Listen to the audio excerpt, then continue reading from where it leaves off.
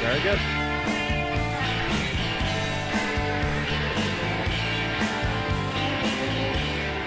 And brought to you live via St. Louis, Missouri. This is Bombers Game Mic. I'm Paul D.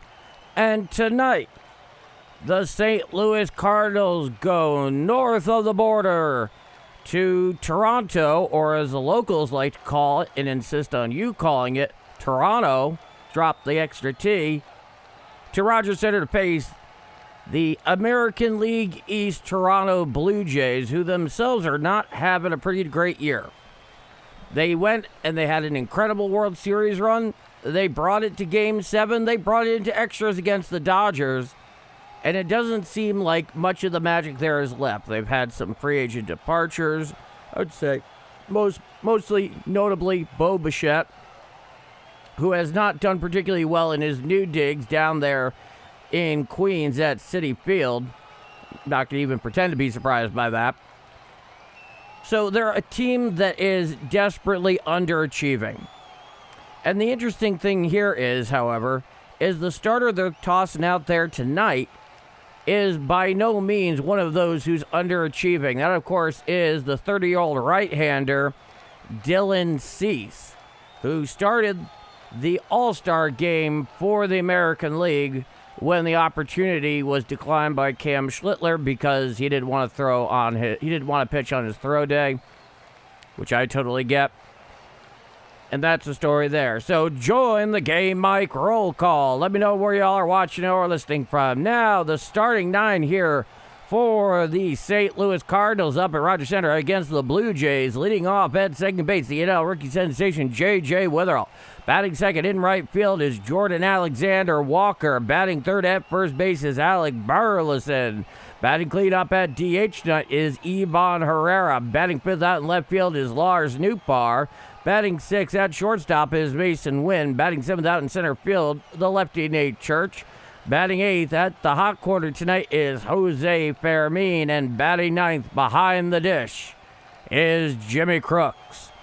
Now, the starting nine for the home Toronto Blue Jays. Leading off in right field is Luke. Batting against first base in the two-hole tonight is Guerrero Jr. Batting third at third base is Akamoto. Batting cleanup at DH is Springer. Batting fifth in center field is Varsho. Batting sixth at second base is Ernie Clement. Batting seventh out in left field is Sanchez. Batting eighth behind the dish is Valenzuela. And batting ninth at shortstop is Jimenez. And that's the starting nine. Now, going tonight for the St. Louis Cardinals is Kyle Leahy. And the point that's really the turnaround for Kyle Leahy this year, no question whatsoever, was that start a little over a month ago at Busch Stadium on a Sunday afternoon against the Miami Marlins. He had a very fine day that day, and he's pitched very well ever since. I think he's 2-0 in his last 5 starts. He has an ERA, I think, just above 2. He's really turned a corner this year, and you can see why when you watch him pitch. He is not being overly careful. He's trusting his stuff. He's aggressive in the strike zone. He's able to induce swing and misses out of it, given the fact that he throws quality strikes in the zone. Every pitch has real intentionality and confidence behind it. Now, taking the mound here are the Toronto Blue Jays. On the bump, Dylan Cease, 7-5 with a 2.46 ERA, and the first pitch. Strike, four-seam fastball, outer third to J.J. Witherell, and we are underway. Dylan Cease throws a four-seamer, a slider, changeup, a knuckle curve, a sinker, and a sweeper. Righty-lefty matchup, the second pitch. Strike on the outside corner, and the count is 0-2. I will get to the chat very shortly here. It was a quick startup here this afternoon. Just got hit with a bunch of things that needed to be get done, and I'm glad I was able to get here this on time. Now, Cease winds in the 0-2. Bats out of front home plate, a slider, and the count is 1 ball and 2 strikes. Cardinals tonight are, of course, wearing their traditional gray tops, gray bottoms, red ball caps, red helmets with the interlocking STL on the front. Cease winds the 1-2. Foul back on the four-seam fastball down Broadway, and the count remains 1-2.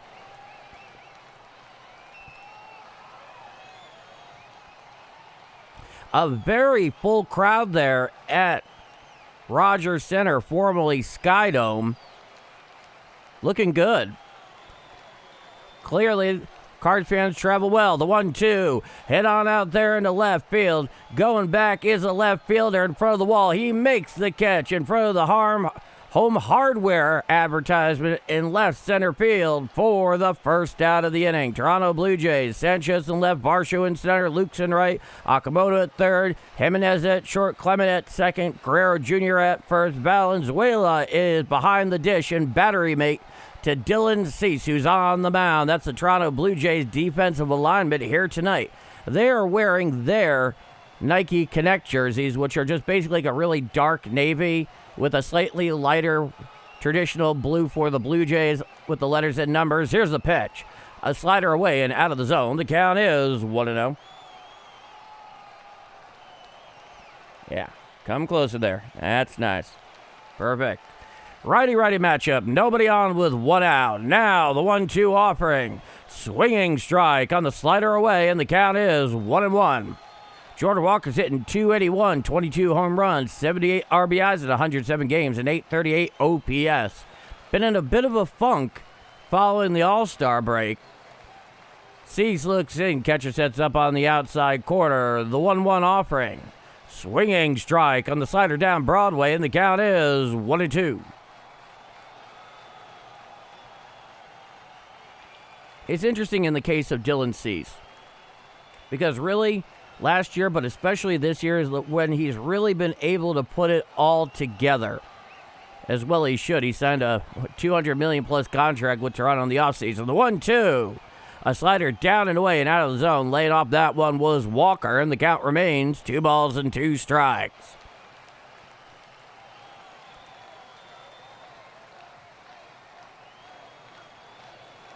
Now, Cease is back onto the bump. Nobody on, 1 out. He winds, and the 2-2 offering. Swinging strike 3. Four-seam fastball on the outer third for the second out of the inning. So Jordan Walker goes down hacking there, clearly having some trouble squaring up that four-seam fastball, which does seem to have some rising action to it in the zone. And that's the second out. Now here comes Alec Burleson. It'll be a righty-lefty matchup. Nobody on with 2 out top of the first. Cease from the wind and the first pitch. A four-seam fastball just misses the outside corner. It's ruled a ball. The count is 1-0. 282 for Burley. He's been heading reasonably well lately. Now the 1-0 from Cease. A changeup away and out of the zone, ruled a ball. The count is 2-0. So I'd like to thank you all very much for spending part of your Friday night here with me on Game Mike with the Cards north of the border. Infield defense very much shaded towards right. Now the 2-0 pitch. A four-seam fastball up and away and out of the zone. The count is 3 balls and no strikes. So with Burley here at 3-0, will he go statue mode? Probably. We'll see. Now, he comes Wanda Cease. Here's a pitch. Ball 4, so 4 straight out of the zone there by Dylan Cease, and Alec Burleson works a 2-out walk here in the top of the first inning. The Cardinals have a runner on first with 2 out. He will take his base. Now, here comes Ivan Herrera. He's at DH tonight. It'll be a righty-righty matchup. Runner on first with 2 out, top of the first inning, no score. He's hitting .246, 12 home runs, 46 RBIs in 108 games, a .747 OPS. Runner leads off first, the first pitch. Fouled back on the four-seam fastball, down and away, and the count is 0-1. Ivan Herrera has, over the last week, certainly been coming out of that slump that mired him for quite some time, and certainly out of the break. And it's good to see, and the Cardinals can't get enough of it right now. Now, Cease is from the stretch. Runner leads, the 0-1. Swinging strike, a four-seam fastball away, and the count is no balls and 2 strikes. So, Dylan Cease, 1 strike away from ending it here in the top of the first inning. He's part of the cream of the crop here for starters in the American League. He's from the stretch, the 0-2. Fouled back on the four-seam fastball, up and away, and the count remains no balls and 2 strikes.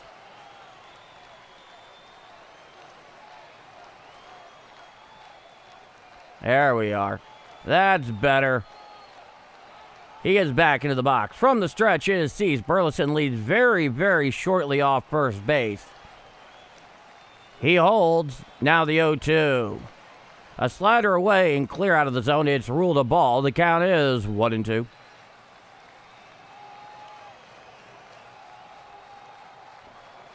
Herrera's back into the box. 1-2 count. Burleson at first, following the 2-out walk.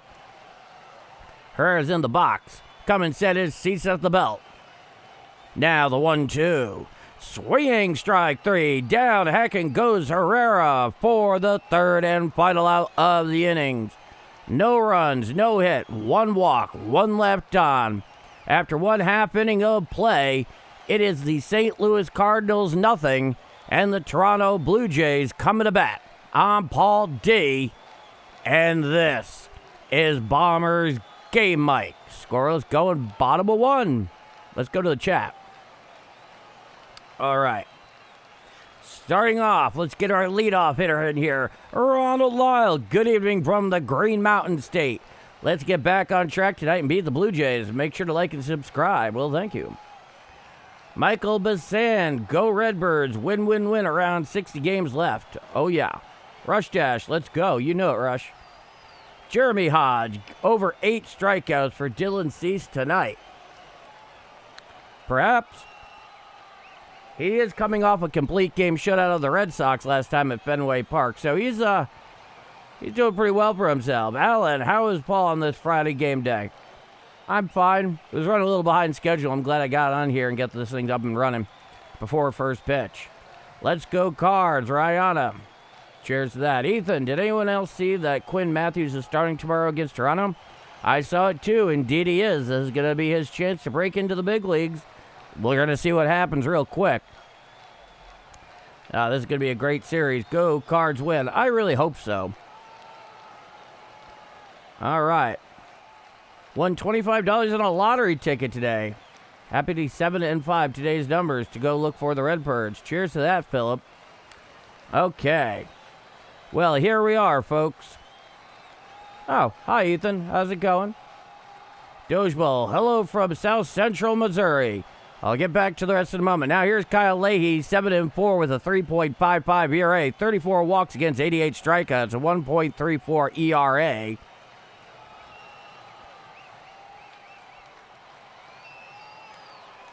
The four-seamer, the slider, the curve, you know the whole deal. He throws a sinker and a changeup with that as well. Righty-lefty matchup, the first pitch.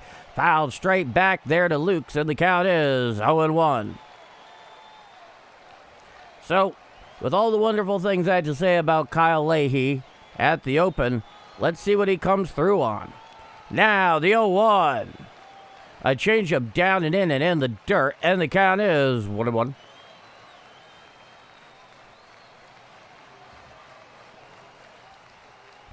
Anthony DiMichele, greetings from beautiful South Dakota. Absolutely, the 1-1. A four-seam fastball up and away and out of the zone. The count is 2-1.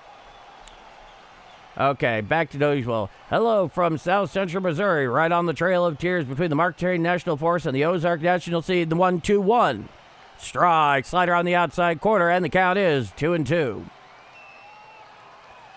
National Scenic Riverway. Crystal clear current river. Sounds beautiful, Doge Bowl. Good to see you, Jimmy. The 2-2. A slider up and away and out of the zone. The count is 3-2. Brent Chapman, good to see you, Paul. Great to be here, tuned in with you, catching all the action from Panama City, Florida. It's good to see you too, Brett. Nobody on, nobody out. Coming wide is Leahy. The pitch hit to the right side and picked up there on a hop on a diving stop to his right. Throws over to first, and Leahy beats the runners to the bag for the first out of the inning. An outstanding play there by Alec Burleson.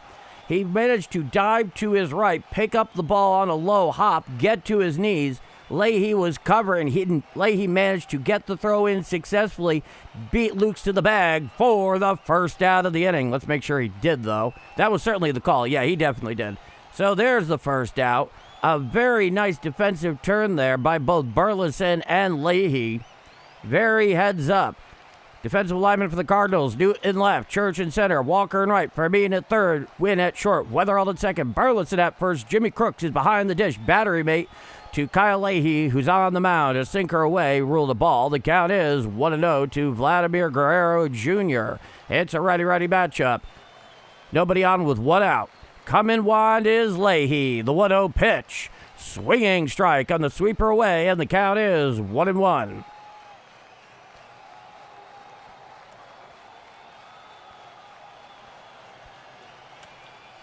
Now, the 1-1 pitch. Strike, four-seam fastball, whispers over the black of the outside corner. It needs to Guerrero Jr., and the count is 1-2. Time is granted at the behest of Vladimir Guerrero Jr. I get that a few of you in here were certainly old enough to watch and appreciate his father's Hall of Fame career. Now, the 1-2 from Leahy. A curveball down and away and out of the zone. The count is 2-2. His father was one of my favorite players, period, regardless of uniform. A great bad ball hitter, an incredible arm in right field, so clutch. What a player was Vlad Sr. Now he winds in the 2-2. A sweeper down and away and out of the zone. The count is full, 3 balls and 2 strikes. Oh, Brett, you're very welcome. I'm glad she enjoyed it so much. The 3-2 hit to the left side, picked up on a hop there by Wynn at short. He throws to first in time for the second out of the inning. So Vlad Jr. there grounds out 6-3 for the second out here at the bottom of the first inning. No, Brett, I'm really glad to hear that she dug it so much. I'm happy to do that, of course. Dojewell, like, subscribe, share, absolutely. It'd be good if they gave him some run support tonight, Ron. That would definitely be a change of pace. Now, the first pitch to Okamoto. Strike, four-seam fastball outside corner. It's a righty-righty matchup, and the count is 0-1. Okamoto is currently hitting .231. Now, the 0-1 from Leahy. A sinker down and away and out of the zone. The count is 1-1.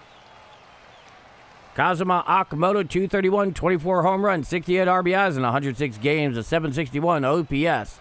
He winds and the 1-1. Swinging strike on the slider upstairs, and the count is 1 ball and 2 strikes. So Kyle Leahy is ahead of Okamoto here.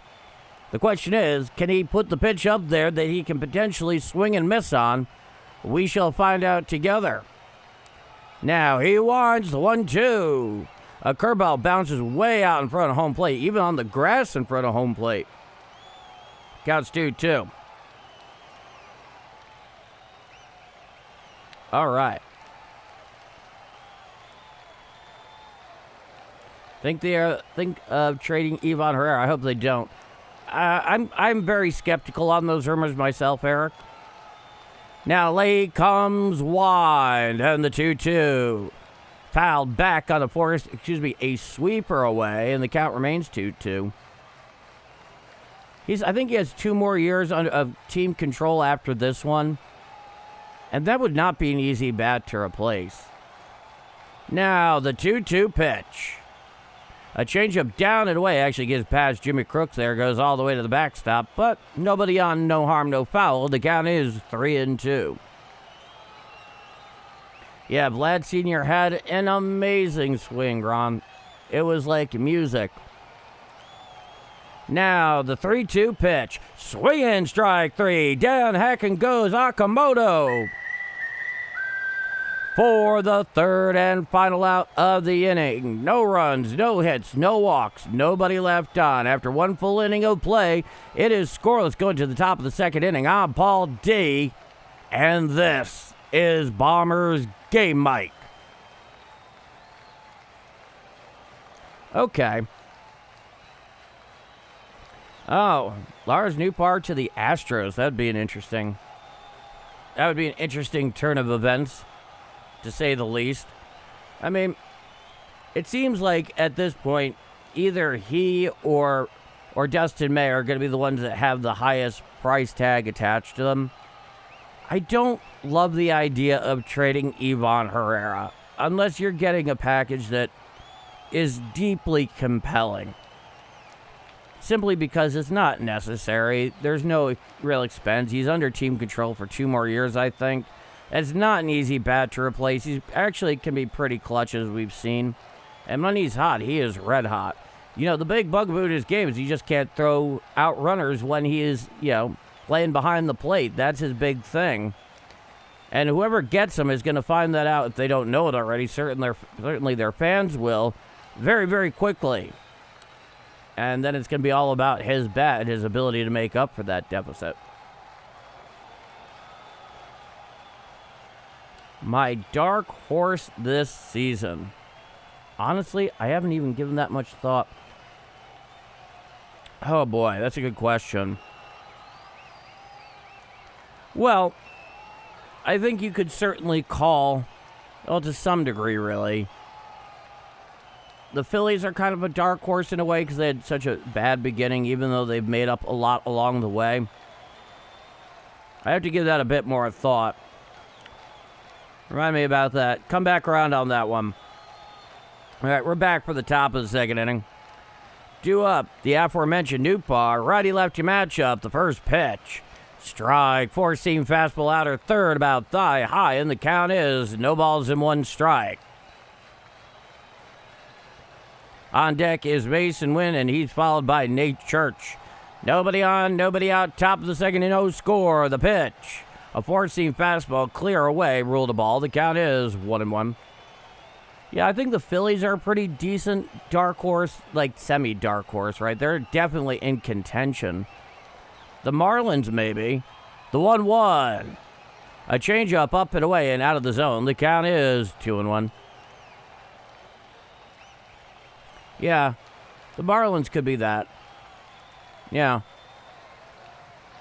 Now, Cease comes wide, and now the 2-1 offering. Hit to the right side, picked up there by the first baseman, tosses it to Cease, covered. He gets there, beats Nootbaar to the bag. For the first out of the inning. My goodness, folks.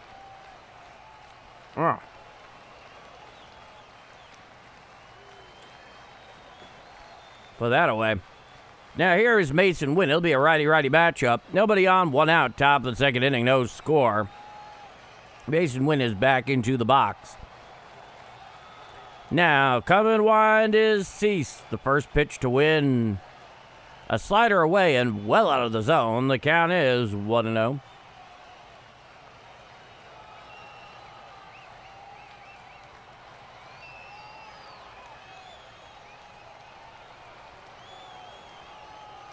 Now into the box is Wynn. Cease is back onto the bump. He comes motion. The 1-0 offering. A 4-seam fastball up and in and out of the zone. The count is 2-0.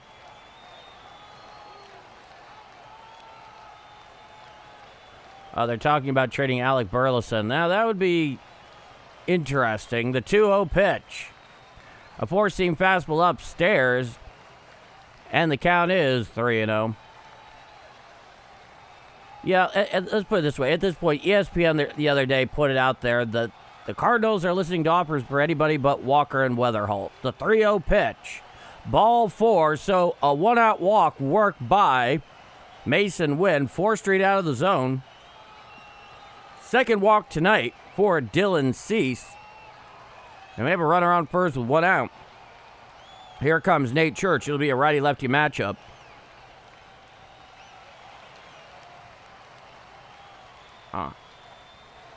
Yeah, like I said, as far as the big chips go, Newt probably has a very good chance to go. The first pitch to Church. A knuckle curve up and away and out of the zone. The count is 1-0. Dustin May almost certainly will. J.J. Romero would have, had he not had an emergency appendectomy at the worst time for that sort of thing. Come in, set. The 1-0 pitch. Swinging strike of the four-seam fastball away, and the count is 1-1. I would be surprised if he went and traded away any of the really core components of the team, especially the young ones where they still have years of team control ahead. Now the 1-1 pitch, swinging strike on the changeup away, swung underneath that one did Nate Church, and the count is 1-2. That was the 30th pitch tonight for Dylan Cease. Like any number one pitcher, the one way you get him out of a game is just work up his pitch count, match him 0 for 0. Now he's from the stretch. And the 1-2 offering. Swinging strike 3 on the cheddar there by Cease for the second out of the inning. Yeah, I wouldn't want to see Alec Burleson go either.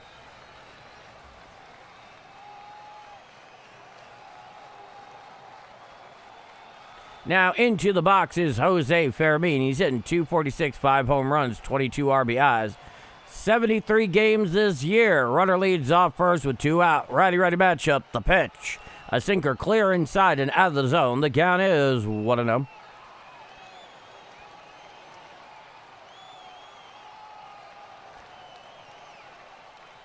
Now, come in, set is Cease. Win leads off first. From the stretch. He holds. Now he deals. Strike. Slider on the outside corner at the knees to Jose Fermin, and the count is 1-1. Fermin's back into the box. Leading off first is Mason Wynn. Cease from the belt. He deals. A slider away, gets away there from the catcher Valenzuela, and moving down to second is Mason Wynn. So it was ruled a ball. It's a 2-1 count, and Mason Wynn advances on the pass ball there by Valenzuela. So now the Cardinals have a runner in scoring position with 2 out. Let's see what Jose does with it. He's back into the box. Got that big old eye black going down his face. The 2-1 pitch. Strike, four-seam fastball down Broadway, right about the knees. The count is even at 2-2. I'm not always entirely sure what I think of, the very goth eye black kind of look, but Fermin seems to pull it off in a reasonably respective manner. Bryce Harper used to do the same thing, as I recall. So there's a runner on second with 2 out, top of the second inning, no score. It's a 2-2 count here to Fermin. Coming set is Cease. He holds. He's looking back at Wynn. And the 2-2 pitch. Hit out into left field and caught in left field on the line for the third and final out of the inning.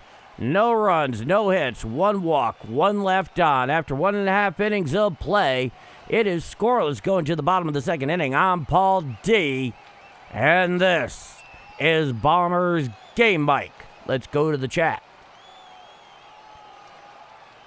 Okay.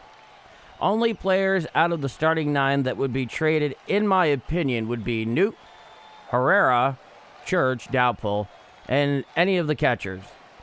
The rest of the guys are young, good, and cheap. I think Justin's very much on the right page there. While I would not want to see Herrera go,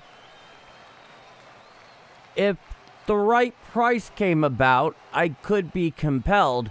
But it does have to be compelling. It really does. And admittedly, I can't even pretend to be objective here because he's one of my favorite Cardinals on the current roster, right there with JJ. I kind of trade them off against each other somewhat. I find them both very endearing in their own way. So I don't want to see him go. Now, if he does, he could end up a New York Yankee. And I'm not just saying that to stir the pot here. That's very much what the scuttlebutt has been. The thing is, they'd be getting the right-handed offense behind the plate, but they wouldn't keep getting really great defense either. And that'll rankle some folks back in Yankee Land, to say the least. But they do have some pieces in the minor leagues I'm sure that Chaim Bloom could find interesting. I mean, he's not going to get his hands on a George Lombard Jr. or a Carlos Legrand, but they've got talent. Newt should definitely be gone. Interesting. It'd be a good anniversary gift. We got some good players on Monday. Okay. Let us see here. Now we're back for the bottom of the second inning. Here's the first pitch from Leahy. A sweeper strike. Couldn't hold up that half swing there. Could the batter in the part of George Springer, and the count is 0-1. The 0-1 pitch. Another check swing on the sweeper way. Did he go around? No, says Blue this time, and the count is 1-1.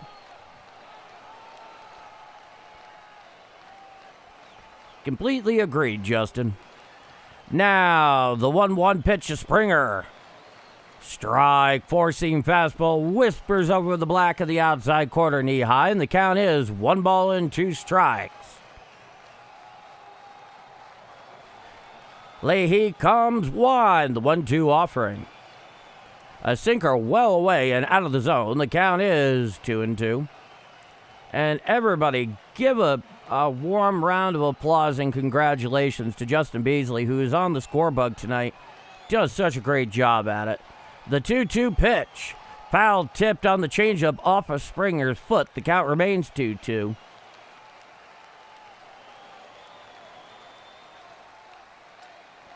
Little bit of rosin there for Kyle Leahy. Not nearly as often as he was going to it this past weekend against the Reds. He winds the 2-2. Hit to the right side and into right field for a base hit. Picked up there by Jordan Walker, who tosses it back into Witherall. And George Springer has a runner on. Well, George Springer has a leadoff hit to right, and the Blue Jays have a runner on first with nobody out here in the bottom of the second inning. That looked like either a slider or a sweeper that didn't sweep enough, and it just didn't have enough vertical action on it. It just kind of stayed up and spun like the old cement mixer. Now here is the lefty Varsho, righty-lefty matchup. The first pitch, a slider away and out of the zone. The count is 1-0. Dalton Varsho hitting .247, 7 home runs, 26 RBIs in 96 games, a .691 OPS. Springer leads off first with nobody out. No score, bottom of the second inning, the 1-0. There's a fly ball down the right field line, and it is going quite foul. Count is 1-1.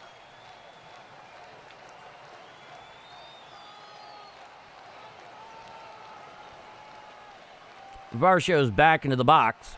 Infield defense slightly shaded towards right with the lefty, but in a modified double play depth. The 1-1 pitch.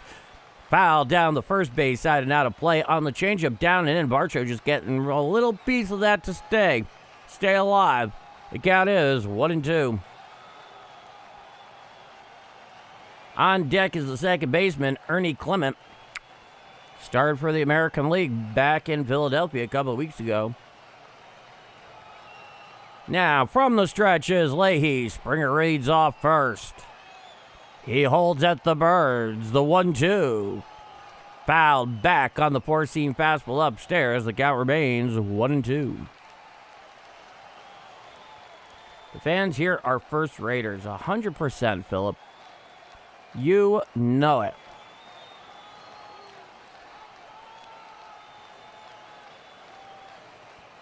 Now Leahy sets. He throws over to first. Back in time is Springer with the head first slide. So Varsho's back into the box. It's a 1-2 count. Setting at the Birds is Leahy. The 1-2. Swinging strike three on the curveball. Down and in. Down hack goes Varsho for the first out of the inning. And that was a nasty breaking ball down and in. One of the best we've seen from Leahy all year, no doubt. Here's Ernie Clement. hitting .291. Righty-righty matchup. Springer leads off first. From the stretch is Leahy. The first pitch. A slider well up and in. Get it out of the way of that is Ernie Clement. The count is 1-0. .294, 8 home runs, 35 RBIs in 106 games. A .742 OPS for Ernie Clement. Coming set at the Birds is Leahy. The 1-0. Strike. Sinker on the outside corner, knee high, and the count is 1-1. You and me both are on, no doubt. Infield defense very much shaded towards left. Burleson holding on Springer at first. Now the 1-1. Hit to the left side. Picked up on hop by Wynn. He throws the second one. On to first. A double play. An inning-ending double play. And that will do it. No runs, one hit, no walks, no left on. He's erased in the double play. After 2 full innings of play, it is scoreless going to the top of the 3rd inning. I'm Paul D. And if you're enjoying my call of Redbird action here on Game Mike tonight, but you haven't done so already, please do leave a like. It's helping this growing channel continue to grow. That much is clearly in evidence, and I have you to thank for it. In addition to this stream getting pushed out there to more Cardinals fans by the algorithm, who we all know need some help following this team day in and day out, for better and worse. And if you're not already subscribed, you like what you see in here, well, what are you waiting for? Hit subscribe. We'd love to have you aboard. With that said, me here, you there, and this is Bombers Game Mike.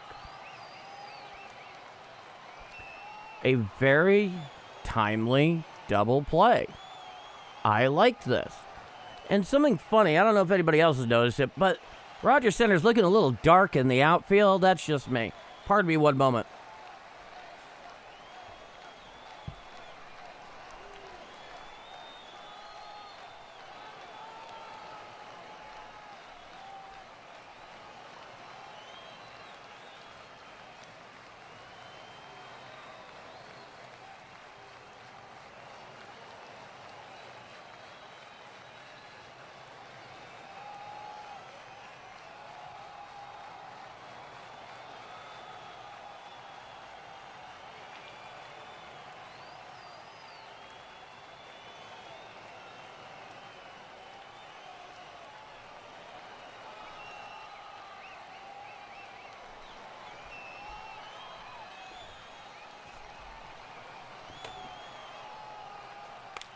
All right, we're back here for the bottom of the the top of the 3rd inning.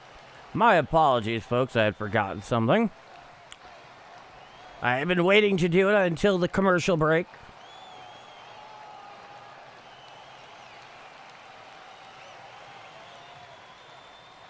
Now, the first pitch.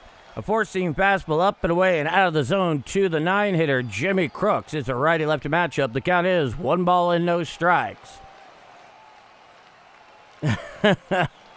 They remind you, Justin. The 1-0 pitch. And there's a fly ball out to right field. Underneath it is the right fielder at the track, camped underneath it in front of the keg advertisement. He pulls it in for the first out of the inning. So Jimmy Crooks flies out 9. And back to the top of the order with J.J. Weatherall. He is 0 for 1. On deck is Jordan Alexander Walker. Cease has now thrown 38 pitches. Nobody on with 1 out. Righty-lefty matchup. And the first pitch to Weatherall. Strike. 4-seam fastball down Broadway, and the count is 0-1.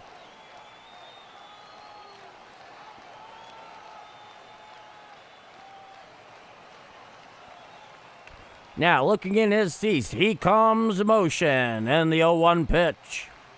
A slider down and away and out of the zone. The count is 1-1. Yeah, Justin, I'm of a similar mind. I don't know how you can keep him up here when the guy is hitting 170, and he occasionally runs into one. It's just, I don't get it. Now, the 1-1 pitch. Foul down the third base side, and out of play on the slider down and away, and the count is 1-2.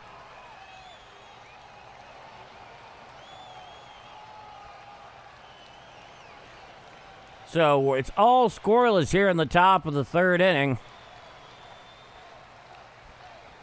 Both sides, not much offense yet to show. The 1-2 from Cease. Foul down the third base side now to play on the four-seam fastball. Came in at 96 miles per hour. Dylan Cease is at 42 pitches here. J.J. Weatherall is back into the box. He's playing some defense here against Dylan Cease with one out, nobody on. Coming wind is Cease. The 1-2. Hit on out there into right field. Over a couple steps to the right fielder. He makes the catch for the second out of the inning.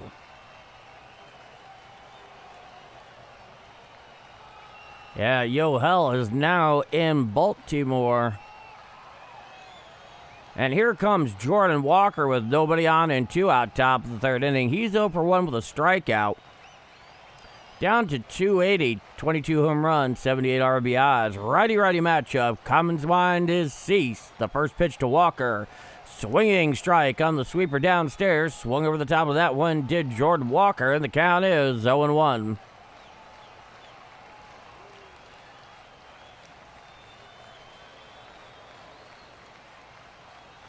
Now, coming wind is Cease, the 0-1 offering. A slider bounces out in front of home plate. It is a ball, and the count is 1-1.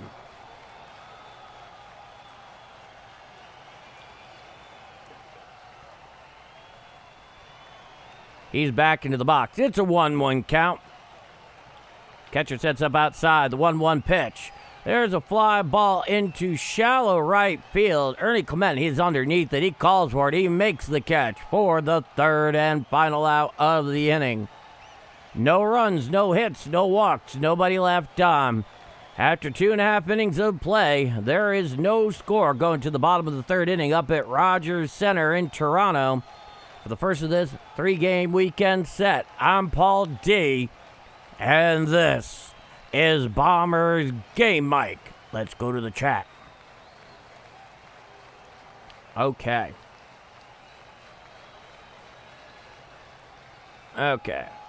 The only catcher on the team who can hit is Herrera, and he is not great on D. No, he isn't. He's a decent receiver, but he can't throw anybody out for the life of him. It's definitely a dilemma, to be sure. When you're managing this ball club, how you handle that situation.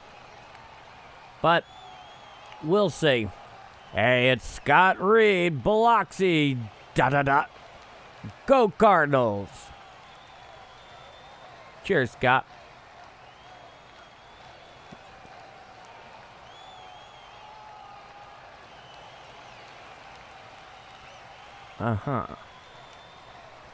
Well, in any case, we await the bottom of the third inning. Dylan Cease seems to very much be on his game. And so far, so is Kyle Leahy. It's been fun watching Kyle Leahy for a moment. Now, I may have just jinxed him. That's the superstitious part of my baseball brain going there. But I think everybody understands what I'm talking about. All right, we're back in Toronto for the bottom of the third inning. Due up is Sanchez, Valenzuela, and Jimenez. 7, 8, 9 in the Toronto order.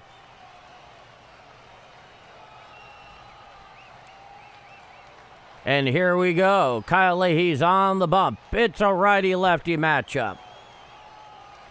He winds the first pitch to Sanchez. A four-seam fastball down and in and out of the zone. It's ruled a ball. The count is 1-0. Well, thank you, Scott. He comes motion. The 1-0 offering. A slider down and in and out of the zone. The count is 2-0.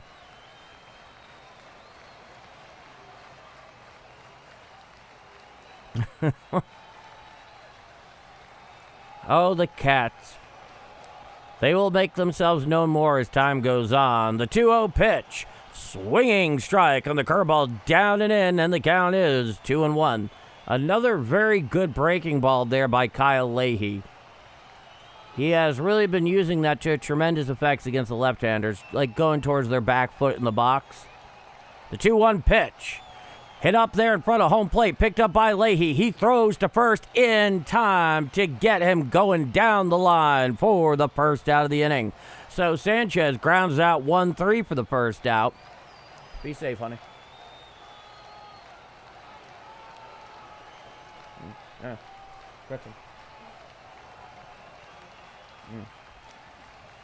Now here is Valenzuela, the catcher. It'll be a righty-lefty matchup. Nobody on with one out. Bottom of the third inning. Kyle Leahy slightly adjusts his little pitch comm unit on the belt after a bit of rosin there. And the first pitch. A sweeper downstairs and out of the zone. The count is 1-0.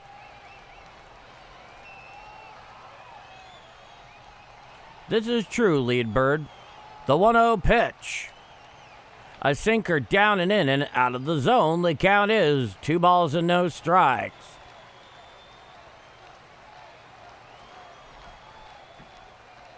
Next pitch is going to be Leahy's 40th. Hit to the right side and past Weatherall in the right field for a 1-out base hit by the catcher Valenzuela, and the Toronto Blue Jays have a runner on first with 1 out here in the bottom of the third inning. Now here comes the shortstop, Jimenez. And then after that, it's back to the top of the order with Lukeson Guerrero Jr.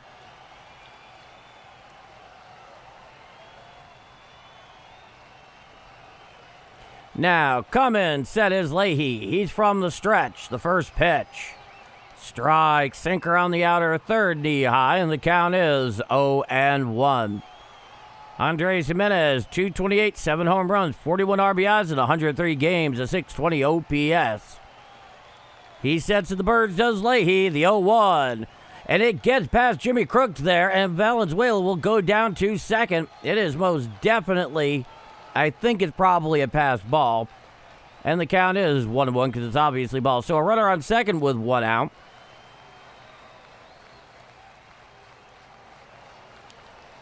Leahy getting some more of that rosin.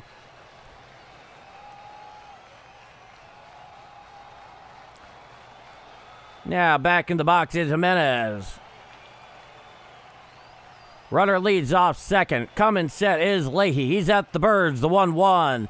And there's a fly ball into shallow center field. Calling for it's Mason Wynn. He makes the catch for the second out of the inning. So, a runner on second with 2 out here in the bottom of the third. I saw Yachty in the dugout the other day. Can we just have him wear Crooks' jersey and put on the gear? That'd be nice. Yeah, I saw him too. I'd recognize that neck tattoo almost anywhere. Now, here's the lefty Lukes. He's 0 for 1. Righty-lefty matchup, the first pitch. A changeup just misses the outside corner, and the count is 1-0. Nathan Lukes, the right fielder, 280, 5 home runs, 18 RBIs, 74 games. Ground out, first at bat. Hits a 1-0 count. Valenzuela leads off second. He reaches on the pass ball. Now, the 1-0 pitch. A sweeper away and out of the zone. The count is 2 balls and no strikes.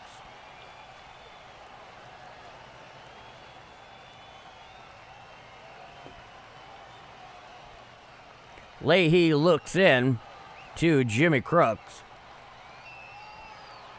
Now the 2-0 pitch.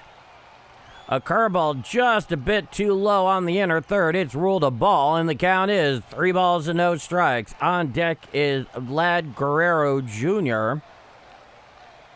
Next pitch is going to be Leahy's 47th of the evening.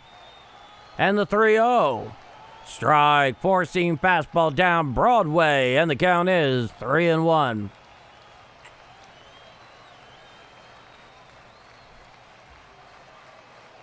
It's not you, Dennis. I've noticed it too. Definitely. Now the 3-1. A changeup low on the inner third, ball 4, and that'll put runners on first and second with 2 out. And here comes Vlad Guerrero Jr. Now, it's something that's interesting. You look at the numbers for Vlad Guerrero Jr. this year, and they're somewhat stark. In 382 at-bats, he's hitting .264 with 6 home runs, 44 RBIs, and an OPS of 700. Those are not his usual numbers, to be sure, in the time that he has played. Now, coming sets Leahy, the first pitch. Foul back on the slider in. The count is 0-1.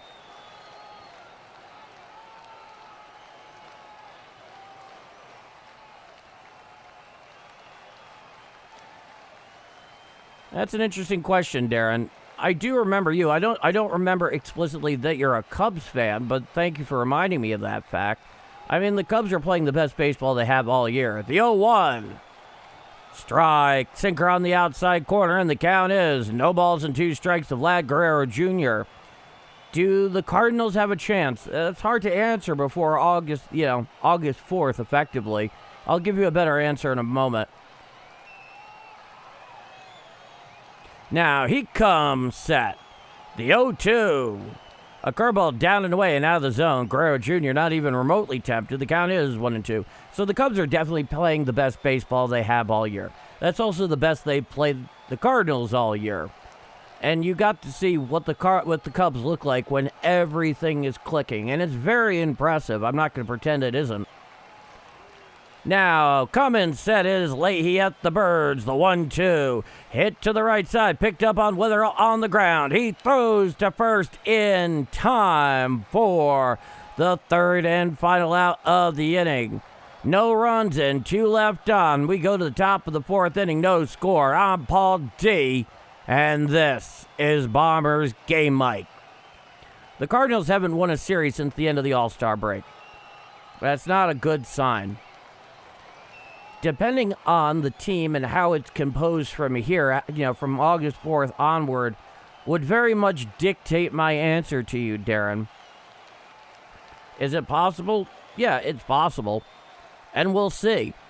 The funny thing is, though, the real bugaboo of this team has been the offense to an extent, but it's really been the bullpen. They've been getting some pretty good starting pitching on most days, and then either one of two things happen.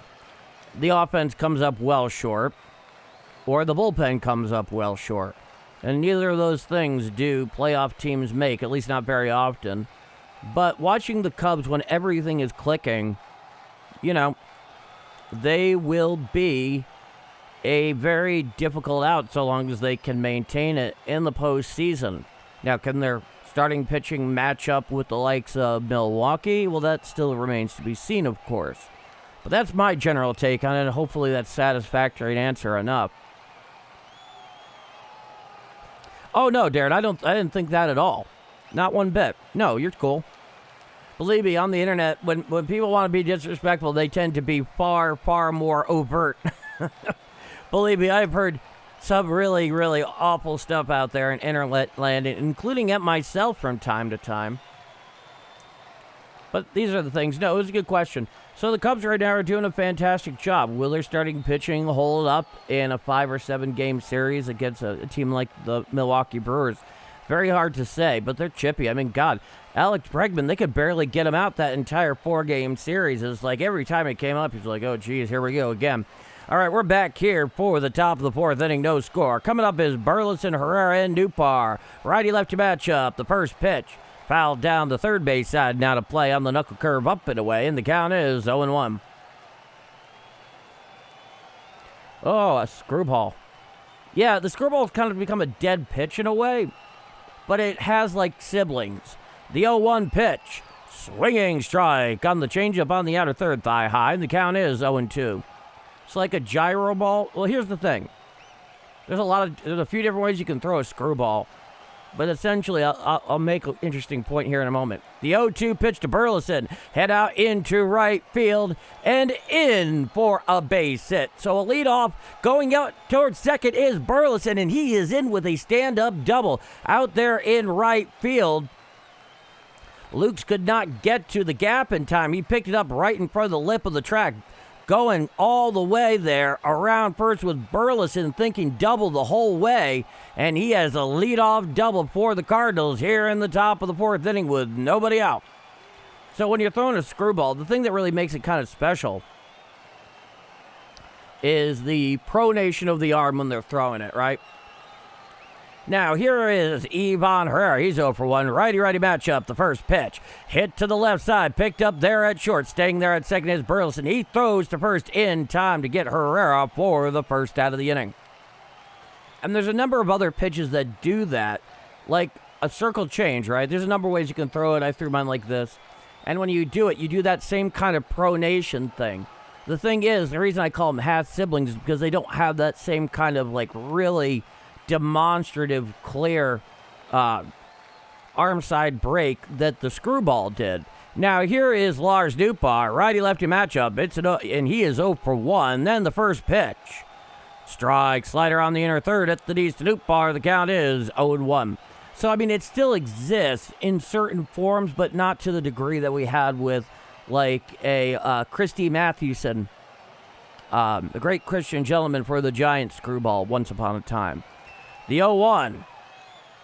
A slider downstairs. The count is 1-1. Or Valenzuela, the late Valenzuela. Fernando Valenzuela. Fernando Mania. You all remember that, 1981. He threw an amazing screwball. It's just fallen out of fashion. I wish it hadn't, though. Now, from the stretch, the 1-1 from Cease. A four-seam fastball up and away and out of the zone. The count is 2-1. Darren. Cards have a good team. You're right about the Cubs starting pitching. So many injuries and inconsistencies as well. Wish that I could say we line up with the Brewers or the Dodgers. I mean, those are the class of the National League at present. The 2-1. Strike, four-seam fastball inside corner, thigh high, and the count's 2-2. Very true, Dennis. I wonder if it's something that's discouraged at this point, or just like the knowledge of it, the proper knowledge of it is dissipating. Now, the 2-2 pitch. Swing strike, 3 on the four-seam fastball, up and away for the second out of the inning. So Lars Nootbaar is now 0 for 2. Now, here is Mason Wynn. He walked in his first plate appearance. He has a runner on second with 2 out here in the top of the 4th inning. This has been pitchers all around today. 55 pitches so far for Dylan Cease. Burleson leads off second following his leadoff double. Righty-righty matchup. Cease comes set. The first pitch to Wynn. Hit to the left side. Picked up there at short. He throws to first in time for the third and final out of the inning. No runs, 1 hit, no walks, 1 left on. After 3.5 innings of play, it is scoreless going to the bottom of the 4th inning. I'm Paul D, and this is Bombers Game Mike. Scoreless up at Rogers Center, north of the border, going to the bottom of the 4th. Let's go to the chat. Okay. We don't get anything for new. I don't know about that. I think they certainly could. But also, I'm of the belief that when it comes to Nootbaar, there's not as much of an onus to trade him, unlike Dustin May. What I mean by that is, Dustin May signed, I believe, a 1-year deal with a mutual option for a second. So both he and the club would have to agree to it. That doesn't usually work out very often. So in all likelihood, he's due up for free agency. And given some of the numbers and some of how he's performed this year when healthy, he's going to get better than the $12 million he signed with in the offseason with the Cardinals. Whereas Lars Nootbaar, he is under control for all of 27. So unless you get your price for Lars Nootbaar, there's no reason to trade him. So it really comes down to Chaim Bloom's assessment of the situation. I personally would not be in a rush to do that. I mean, he's still coming back after, playing injured for a long time, missing the first couple of months of the season, 2.5 months, something like that. And so we'll see. But when you get right down to it, the 2 guys that made the most sense were Dustin May and Jojo Romero. Jojo Romero's probably not going anywhere because of the appendectomy. And Dustin May, it's all about getting some team that's in contention, wants to remain there. He's under a lot of pressure to do so, to overpay for him, knowing that it's a half-season rental. But Newt doesn't really need to go anywhere unless you get a really serious price. And right now, there does seem to be much more of a market for power right-hand hitters than left-hand hitters, though some teams can't be choosers and beggars at the same time as it would turn out. And those are my 2 cents. All right, we're back here for the bottom of the 4th inning. Due up is Okamoto, Springer, and Varsho. So 3, 4, and 5 in the Blue Jay order. Okamoto struck out in his first at-bat. Righty-righty matchup, the first pitch. Strike, sinker, whispers over the black of the outside corner at the knees to Okamoto, and the count is 0-1. Leahy looks in there to Jimmy Crooks. To the full wind, he deals. And he popped him up right in the middle of the infield. Underneath it is Burleson. He makes the catch for the first out of the inning. So Okamoto pops out. 3 on the play for the first out. Now here is George Springer. Springer is 1 for 1 so far today, as you may recall. Darren, you getting some thunderstorms there in St. Louis? Yes, I know the game is in Canada. I saw the storm chaser chasing storms in Belton. Good question. Here's the pitch. Four-seam fastball downstairs. The count is 1-0. We are supposed to get like rain and some thunderstorms over the weekend. It's entirely possible it could be rolling in here tonight. That wouldn't surprise me. Now he winds the 1-0 pitch. A curveball well downstairs and out of the zone to George Springer, and the count is 2-0. There's even been some talk, actually, interestingly enough, of the Blue Jays, given the fact they're well out of anything at this point. I think they're like 50 and 59. Trading them back to the Astros. The 2-0 pitch. A sweeper in and out of the zone. The count is 3-0. So that would be an interesting reunion, would it not, folks?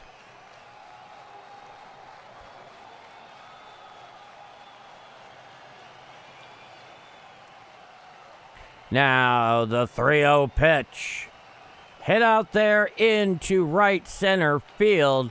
Calling for it is Walker. He makes the catch for the second out of the inning.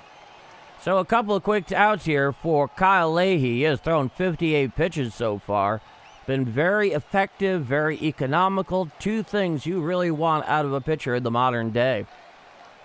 Hey, it's Brother Joe. Good evening, Brother Paul in chat. Let's go Cardinals. We need this. Boy, do they ever. Righty-lefty matchup. Here's the lefty Varsho. And the 0-1. Strike. Curveball on the outer third above the knees. The count is 0-1. Nobody on with 2 out. Bottom of the 4th inning. No score. Coming winds Leahy. The 0-1. Fouled down the third base side. Now to play on the 4-seam fastball away. And the count is 0-2. Varsho's out in center field tonight. He winds the 0-2. Hit right up the middle. Picked up by Leahy on a hop. Underhand tosses it to Burleson at first for the third and final out of the inning. No runs, no hits, no walks. Nobody left on. The Blue Jays, they go down in order after 4 full innings of play. It is scoreless going to the top of the 5th inning. I'm Paul D. And if you're enjoying my call of Redbird action here on Game Mike tonight, and you feel I've earned it, please do leave a like. That little like button on your screen there does more good for this channel than you can possibly know. In addition to the fact it gets the stream out there to more Cardinal fans and baseball fans more generally. And we all know how Cardinal fans need some options right now when it comes to following their team every day, because it's not easy otherwise. And if you're not already subscribed, you like what you see, and you haven't been here before, or you have been here before, but you dig it, hit subscribe. We'd love to have you. With that said, all scorers going top of 5.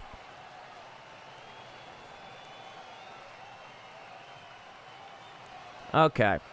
Darren, you probably saw my Cubs DFA'd Jameson Taillon. Think he will get picked up, and do you think the Cubs made the right move there?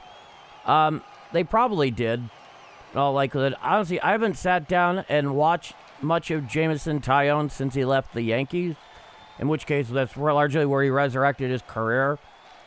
And it's probably the right move. And in all likelihood, assuming he wasn't just batting practice, there'd probably be somebody who's willing to pick him up off the scrap heap there and see what they can work.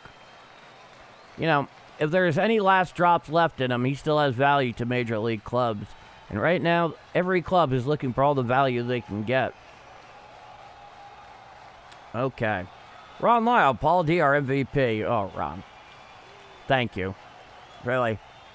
Joe Britting. Let's go, Quinn Matthews. I need you to be extraordinary, but I worry about you. Yeah, this is going to be exciting to call tomorrow afternoon. I'm actually really pumped for that. Yeah, he's up tomorrow against Kevin Gausman, and then on Sunday we get McGree v. Scherzer. Now, here's Nate Church, righty-lefty matchup, the first pitch. Popped him up there behind home plate. Giving chase is the catcher. It goes into the stands behind home plate. The count is 0-1.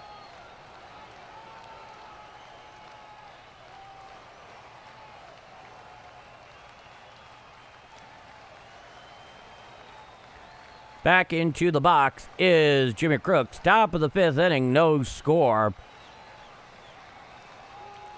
He wants, and the 0-1 pitch. A four-seam fastball upstairs and out of the zone. The count is 1-1. Take me to the church indeed, Steven. Take me to the church indeed. Now, coming one is Cease. The 1-1 to Church. Check swing on the slider down and in. Did he go around? No, says Blue down the third baseline. And the count is 2-1. Oh, those are their Nike City Connect jerseys. They look as terrible as most of the others do. The 2-1 pitch. Foul tipped on the four-seam fastball down and in. And the count is 2-2. So nobody on, nobody out. Top of the fifth inning, no score. We got ourselves Nate Church here, who's 0 for 1 with a strikeout earlier. That was the 60th pitch for Dylan Cease. I'm curious to see how much rope he has after that complete game last time around.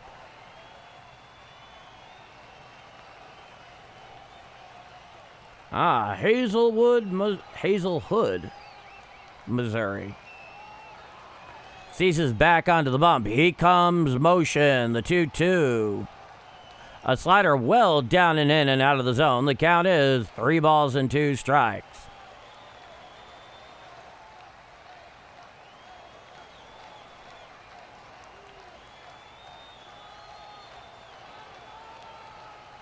Now the 3-2 pitch.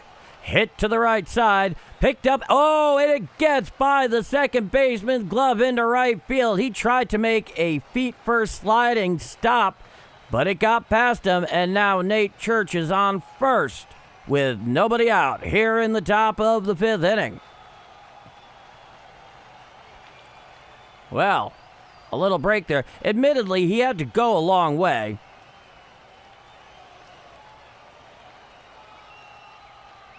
Now, Nate Church is on after that leadoff single.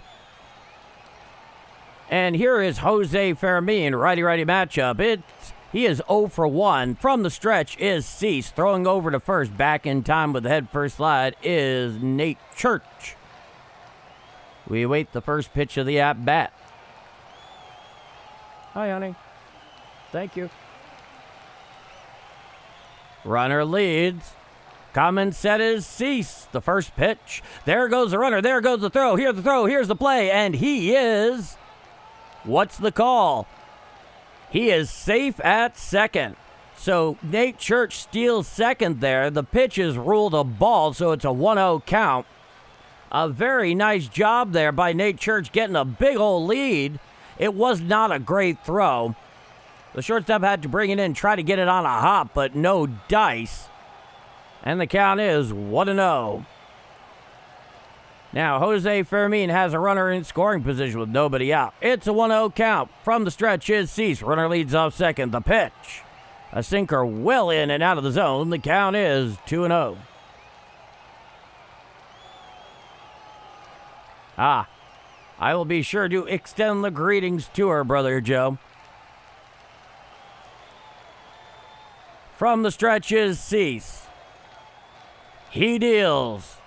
A four-seam fastball up and away and out of the zone. The count is 3-0.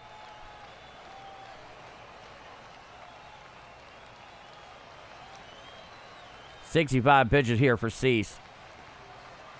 He sets and deals. Hit to the right side. Picked up there by the first baseman. Tosses to Cease, covering for the first out of the inning. Moving from second to third on the play is Nate Church. So it is a productive out An out, but a productive out no less, and the Cardinals have a runner on third with one out. Here in the top of the fifth inning, we have no score here in game one. That was an excellent stop there by Vlad Guerrero Jr. A very athletic play. Now here's the 9-hitter, Jimmy Crooks. He is 0 for 1. Righty-lefty matchup, the first pitch. Strike, knuckle curve, inner third at the knees. The count is 0-1. We might need her luck, Paul. Every day and every minute of my life, Brother Joe. He comes set. Catcher sets up inside. The 0-1. A four-seam fastball up and in and out of the zone. The count is 1-1 to the catcher, Jimmy Crooks.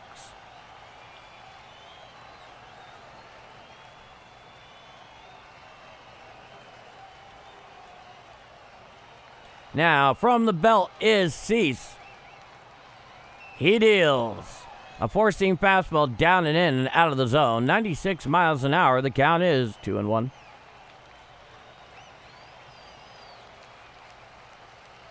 Infield defense playing in, right up against the grass. Now the 2-1. Fouled back on the slider down Broadway, and the count is 2-2.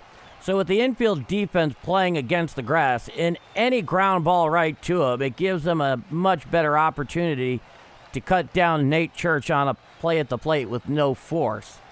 However, it makes it a lot harder to react at any other ground balls that are not directly at them. Now he sets at the belt. And the 2-2. Swinging strike three on the changeup away for the second out of the inning. So Jimmy Crooks goes down hacking. He's 0 for 2. Now back to the top of the order. Here is J.J. Weatherall.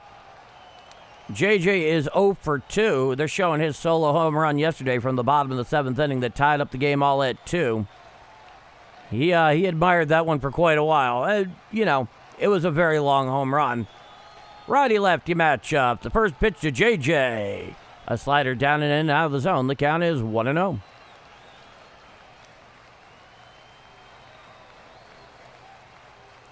Yeah, the Yankees are an interesting team. I saw that 2-0 win this afternoon at Wrigley over the Cubs.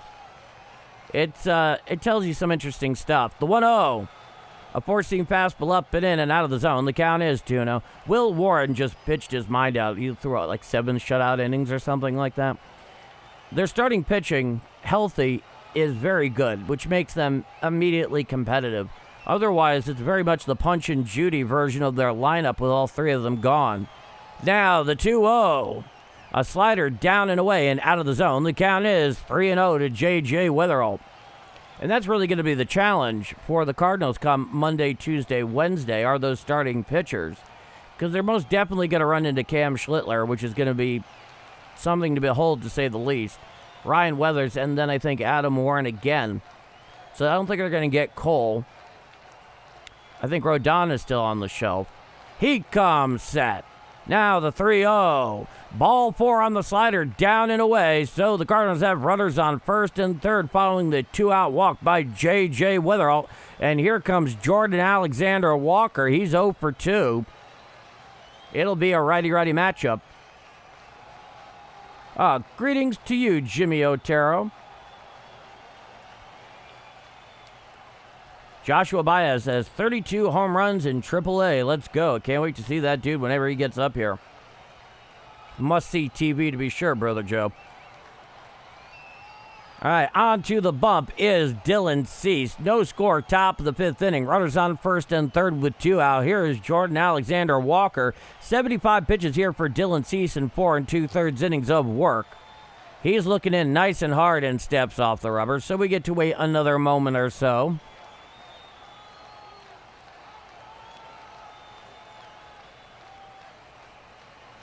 Now, the first pitch to Jordan Walker. Strike, four-seam fastball inner third thigh high, and the count is 0-1. Joe Brady. Yankees might want something from Cardinals, I've been hearing. A lot of rumors around Ivan Herrera, Brother Joe. He sets at the stretch. The 0-1. Hit on out there into center field and in for a base hit. Nate Church will score easily down there from third, and that will give the Cardinals a 1-0 lead on the RBI single to center with 2 out by Jordan Walker. And the Cardinals have a 1-0 lead. So runners on first and third with 2 out. A 2-out RBI single to center by Jordan Walker. That was a 4-seam fastball on the inside corner. He won the battle. Wetherall is now at third. Here is Alec Burleson. He's 1 for 1 with a walk and a double. Righty-lefty matchup. The first pitch from Cease. Swinging strike on the 4-seam fastball up and in, and the count is 0-1.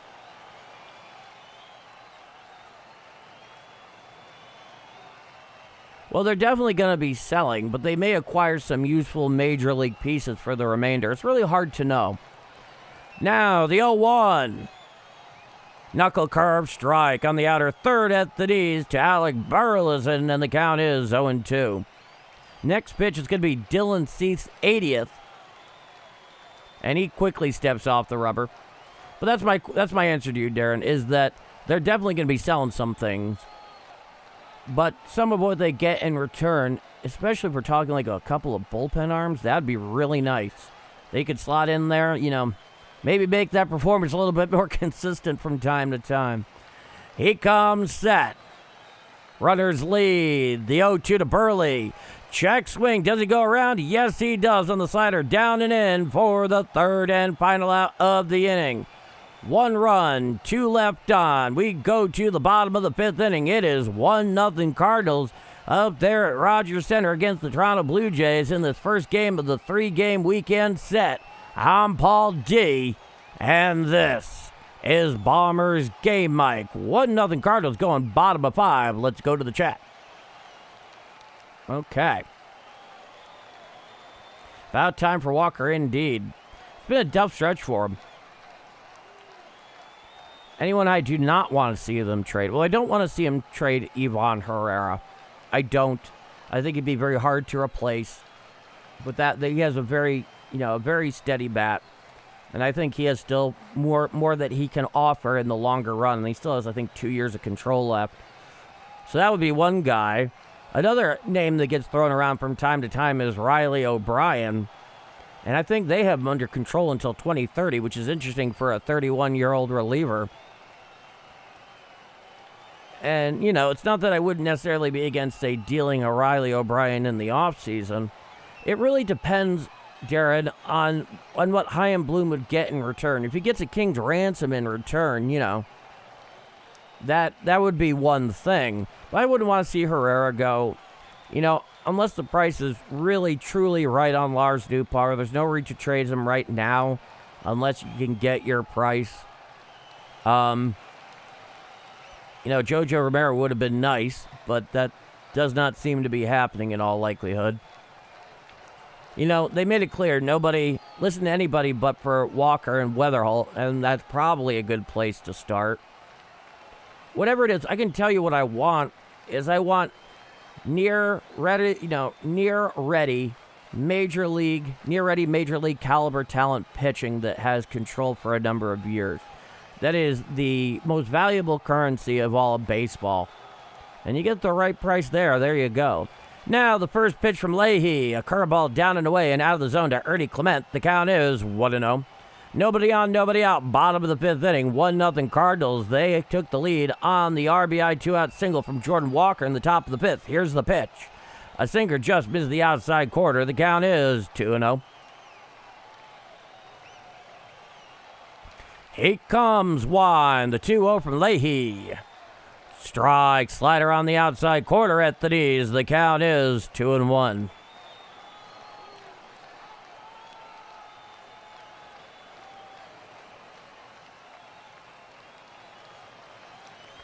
Yeah, I can't believe Dobbins is back down at AAA. I'm sure it's just to make room on the roster. The 2-1. Fly ball down the left field line, slicing into the stands, and the count is 2-2 strikes. To Ernie Clement. Really an amazing thing. He made the All-Star game this year. Now, he comes motion, the 2-2. Swinging, strike three. Down, flailing goes Ernie Clement for the first out of the inning on what was not the greatest sweeper there from Leahy, but he did him a favor by going fishing. And in going fishing, he went flailing. That's the first out. Now here's a left fielder, Sanchez. Righty-lefty matchup with one out. The first pitch. Hit to the right side. Picked up by Burleson on a hop. Takes it to the bag himself for the second out of the inning. One pitch, one out there to Sanchez. So nobody on with two out here in the bottom of the fifth inning. Now here comes the catcher, Valenzuela. 67 pitches so far for Leahy in 4 2/3 innings of work. It would appear so, Justin. Now the first pitch, hidden into center field and in for a base hit. Picked up out there by Nate Church. So a bit of nice hitting there by the catcher, Valenzuela, with that 2-out single to center. The Blue Jays have a runner on first with 2 out, bottom of 5, 1-0 Cardinals. That's the baseball brain for you, Justin. Anybody who's watching the game enough knows that on some cosmic level, we have some kind of influence over the game. Now here is Jimenez, righty-lefty matchup, the first pitch. A sweeper down and in and out of the zone. The count is 1-0. 27-year-old left-handed shortstop. Next pitch is going to be Leahy's 70th. He comes set at the Birds. Runners lead. The pitch. Fouled down the first base side and out of play on the four-seam fastball. The count is 1-1. I was born during Game 5 of the '68 World Series. Go Tigers. I think the Cardinals, as a franchise, avenged that one back in '06, but it's a proud moment for Detroit, no doubt. Well, that in '84. Throwing over to first, back in time, is Valenzuela. Count remains 1-1.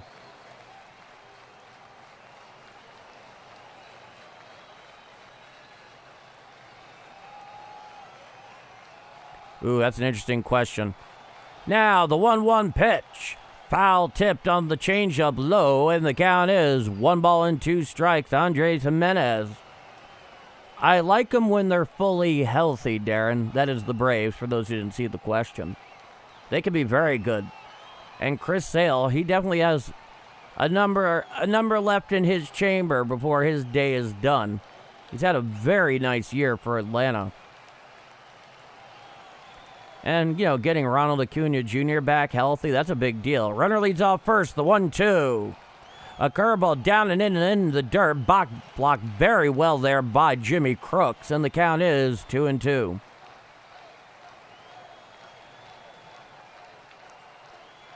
Missouri Tigers. Oh, yeah.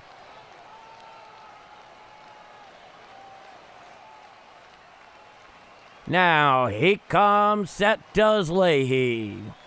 The 2-2. Fouled down the third baseline and out of play on the curveball. The count is 2-2. Darren, ever consider a career in broadcasting? Because I think you have the chops for it. Well, first off, Darren, thank you for the very kind words there. I'll answer your question momentarily. Setting at the Birds is Leahy. Jimenez is in the box. Now the 2-2. Hit to the left side. Picked up out there by J.J. Willard. Goes to his right. Throws to first. Not in time. So he beats the throw going down the line. And now the Blue Jays have runners on first and second with 2 out here at the bottom of the fifth inning. Well, sure, it would be a dream come true. I don't know under what circumstances that would manifest necessarily. I mean, right now, as I see it, given the fact I've only been doing this for a little more than half a season, I'm kind of living a version of that out already right here. But, I like to think big, certainly. Now the first pitch to the leadoff hitter, Lukes. A curveball just misses the outside corner. The count is 1-0. Lukes is 0 for 1 with a walk back in the third. It's hard to say. It's an interesting profession. The 1-0 popped straight on up out there into shallow right. Underneath it is Jordan Walker. He makes the catch for the third and final out of the inning. So, no runs and 2 left on. We go to the top of the 6th inning. It is 1-0 Cardinals here in the first of 3 from Rogers Center up in Toronto against the Blue Jays north of the border. I'm Paul D. And if you're enjoying my call of Redbird action here tonight and you haven't done so already, and you feel I deserved it, you think I earned it, please do leave a like. Helps out this channel a ton. Helps it get out there to more Cardinal fans and more baseball fans. It's a big deal, and I thank you for it. And if you like what you see in here, and you're not already subscribed, well, hit subscribe. What are you waiting for? We have a lot of fun. With that said, me here, you there, and this is Bombers Game Mic. 1-0 Cardinals going top of 6. I mean, that would be cool.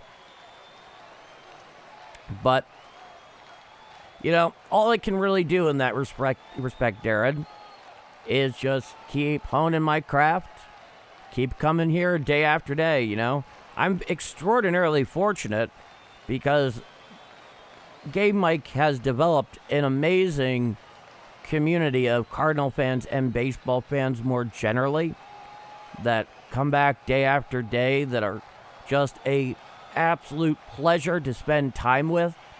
And I'm doing something, and others like me who are doing it here on YouTube are doing it in a way that no other broadcast ever has, which is to say the audience is right there with immediate access to you, so there's a conversation happening. So in some ways, you know, this can speak to certain elements of the profession that may change going forward, and I'm glad to be here as a part of that. I really can't ask for anything else. You never know. That's all I can say. I'm happy to be here and calling this game today. All right.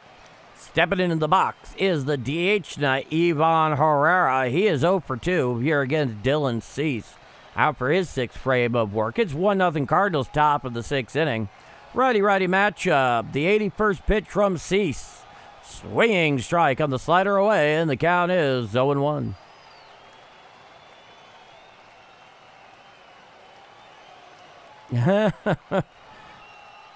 Oh, goodness. Now, here's the pitch. A sweeper just misses low away. The count is 1-1. Oh, well, thank you, Brother Joe. I really appreciate that. I like the confidence. The 1-1. Swinging strike on the sinker, down and in. Swinging over the top of that one was Ivan Herrera. The count is 1-2. Showing the 50th anniversary patch for the Blue Jays on the side of Okamoto's hat. Now, the 1-2 pitch.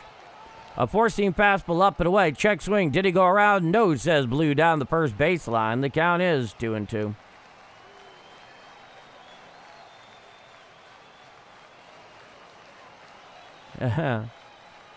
Now, the 2-2. Foul down the first base side. Now to play on the four-seam fastball down and in. The count remains 2-2.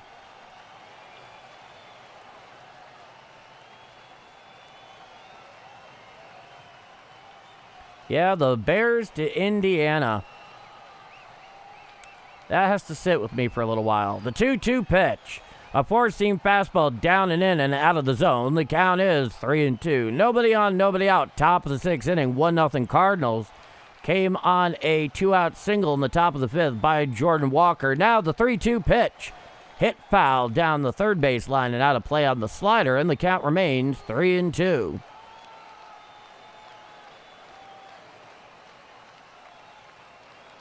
Oh, thank you, Brother Joe. No, I consider myself supremely lucky to be here doing this. Now he winds, and the 3-2. Fouled back on the sinker up and in, and the count is 3-2.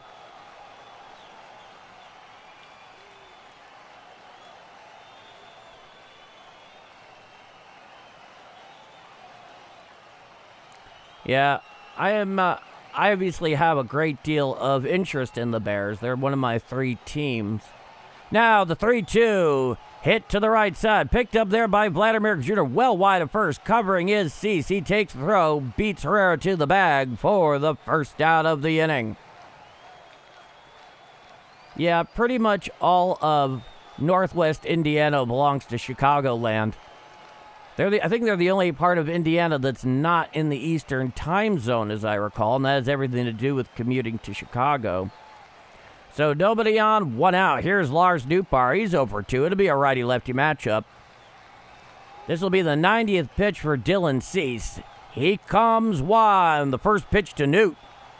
A knuckle curve down and in, just bounces out there inside the lefty batter's box in front of Newt. The count is 1-0. So I'm not going to be all that surprised. I'm not surprised that they're moving to Hammond, but I will miss them on the lakefront. Cease winds. He deals. Hit to the right side. Picked up there by Vladimir Jr. Takes it to the bag himself. Beats Nootbaar by a step for the second out of the inning. So Lars Nootbaar grounds out 3 for the second out. Leahy is doing very well. It's a 1-0 Cardinal lead, top of 6.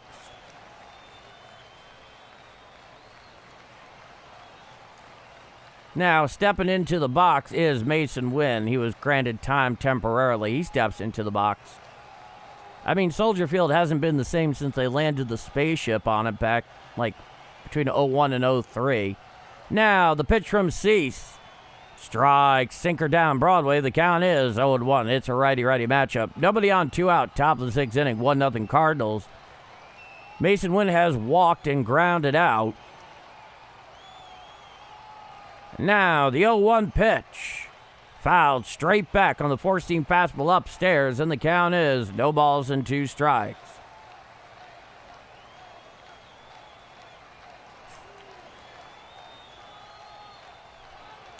It's an 0-2 count.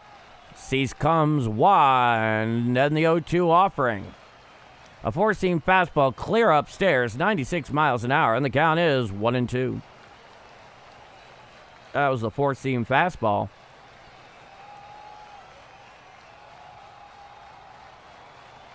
Now, the 1-2 pitch. Fouled straight back on the knuckle curve on the inner third. The count is 1-2. You can tell Dylan Cease on that knuckle curve right there knew it was a mistake pitch that Mason Wynn just missed. He was thanking a higher power that he did. Now, from full motion, he deals. Swinging strike 3 on the sweeper away for the third and final out of the inning. No runs, no hits, no walks, nobody left on. The Cardinals, they go down in order after 5.5 innings of play. It is 1-0 Redbirds going to the bottom of the 6th inning. I'm Paul D, and this is Bombers Game Mike. 1-0 Cardinals going bottom of 6. Let's go to the chat. Okay.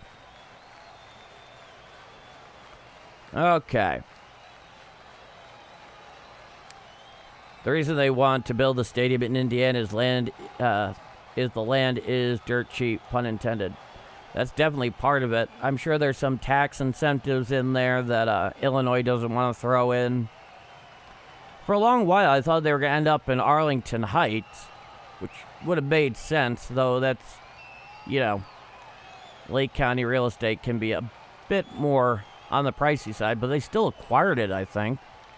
And I think their practice facility is somewhere in the northern suburbs anyway. But yeah, I guess they're going to do it. So be it, I guess. It's not the first time that you have a team carrying the name of one city or state playing in another. Look at those New Jersey Giants and Jets. I've seen that my whole life.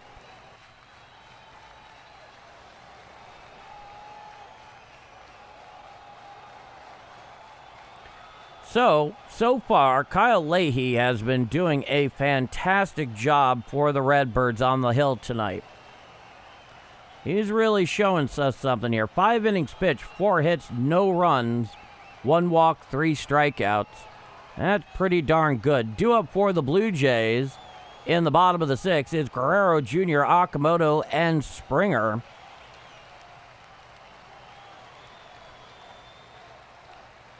Guerrero is 0 for 2. Now the first pitch. Fouled down the first base side, out of play, and the count is 0-1.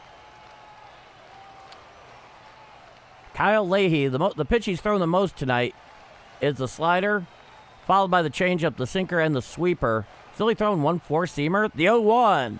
Hit down the third baseline and out of play on the curveball in, and the count is no balls and 2 strikes.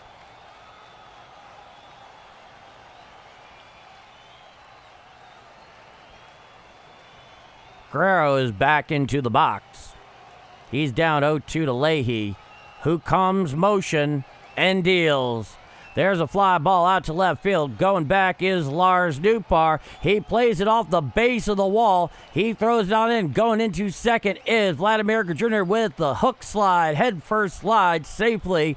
And he is in there with a leadoff double here in the bottom of the 6th inning for the Blue Jays. That one, at first, you thought for a moment that it might go out of the park. And then you see that high wall in left center field down there at Rogers Park / Skydome. Do excuse me in advance if I occasionally call it Skydome. It's just a much better name.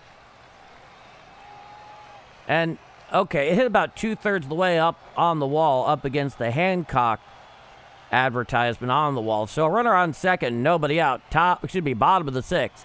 Now here is Okamoto. Here's the pitch. A sweeper well away and out of the zone. The count is 1-0. It's a righty-righty matchup. Vladimir Guerrero Jr. leads off second on that leadoff double.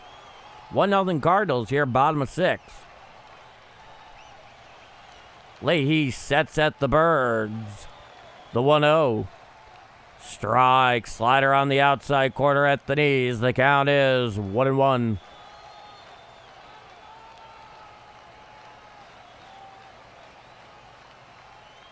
That's an interesting question, Darren. I'm not sure. Now, the 1-1. A curveball well away and out of the zone to Okamoto, and the count is 2-1. Okamoto's 0 for 2 tonight, manning the hot corner for the Blue Jays. Next pitch is going to be Leahy's 83rd of the evening. He comes set at the Birds. The pitch. Swinging strike on the sinker upstairs, and the count is 2-2.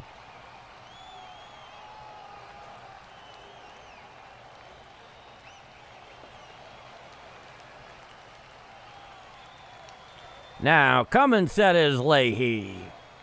The 2-2. Fouled down the first base side and out of play on the Uncle Charlie up and away. Count remains 2-2. I do miss the St. Louis Rams, now that you bring them up, Philip. That was a team that I always had a shine for. Going back a long way. Now, Leahy sets at the Birds. And the 2-2. Check swing, foul ball on the sweeper away. The count remains 2-2. So Okamoto definitely making Kyle Leahy work here, as he adjusts his little pitch comm unit on the belt. Now, coming set is Leahy. He deals. Foul tipped on the changeup upstairs. He tipped it off his ankle, did Okamoto, and the count remains 2-2. Welcome back, Harold.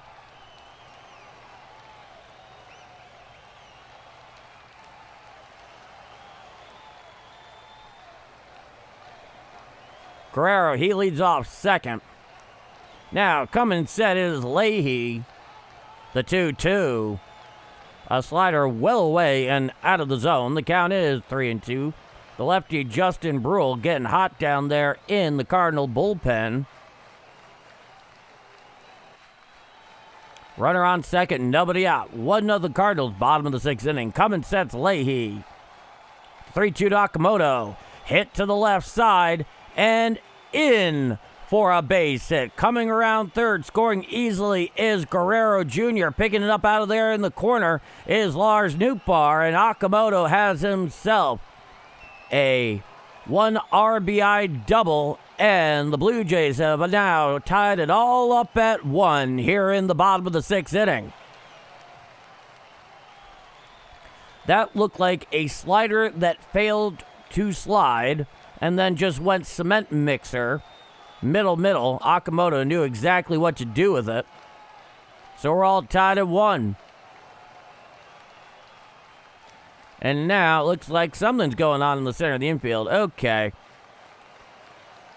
Pitching coach is out there having a little word with Kyle Leahy. This is the first hiccup he's had tonight. He's thrown 88 pitches so far.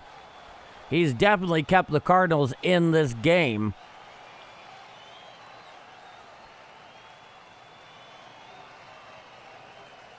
So we await the end of this chat out there on the mound with Kyle Leahy, and the home plate umpire saw to it himself. So a runner on second, nobody out. An RBI double there by Okamoto, scoring Vladimir Guerrero Jr., who led off the inning with a double himself, and it's now all tied at 1. Now here is George Springer, who is 1 for 2. He is at DH tonight. It's a righty-righty matchup. Leahy from the stretch. The first pitch to Springer. Swinging strike on the sinker, up and in, and the count is 0-1. You know, I had a roommate in college who was actually an intern at the Jerry Springer show. I remember when I first learned that. It was wild. Now, the 0-1. A changeup down and away and out of the zone. The count is 1-1. Well, luckily, Philip, I have a very, very capable full studio, and I thank the good Lord for it. Now, the 1-1, he holds, he deals. Check swing on the sweeper down and away. Did he go around? Yes, says Blue down the first baseline, and the count is 1 ball and 2 strikes. Oh, that was awfully close. I thought the call was going to go Springer's way, and clearly by the look of frustration on his face, so did he. Oh boy, that was not a great call. He definitely didn't swing on that, but there's not much he can do about it. 91 pitches here for Leahy. It's a 1-2 count to Springer. He sets at the Birds, the 1-2. A curveball down and away and out of the zone. The count is even at 2-2. Yeah, there's nothing like, you know, you're sharing a room with a guy for about 5 or 6 months, and all of a sudden it's like, oh yeah, I used to be an intern for Jerry Springer. He comes set. The 2-2 offering. Hit to the right side. Picked up on a line there by Burleson, and that is the first out of the inning. The old Adam ball right at Alec Burleson for the first out. Oh yeah, it was right at him too. Goalie reflexes there. Justin Beasley, good evening, chat. Welcome to the stream. Please drop a like and subscribe. Now, here is Varsho for his third at-bat. He's 0 for 2. A changeup low, and the count is 1-0. He has struck out, and he has grounded out. Runner on second with 1 out, all tied at 1. 1 already in for the Blue Jays here in the bottom of the 6th inning. He comes set. The 1-0. And he hits it out down the third base line. Given chase there is Fairmean, but it goes about a dozen rows deep. The count is 1-1.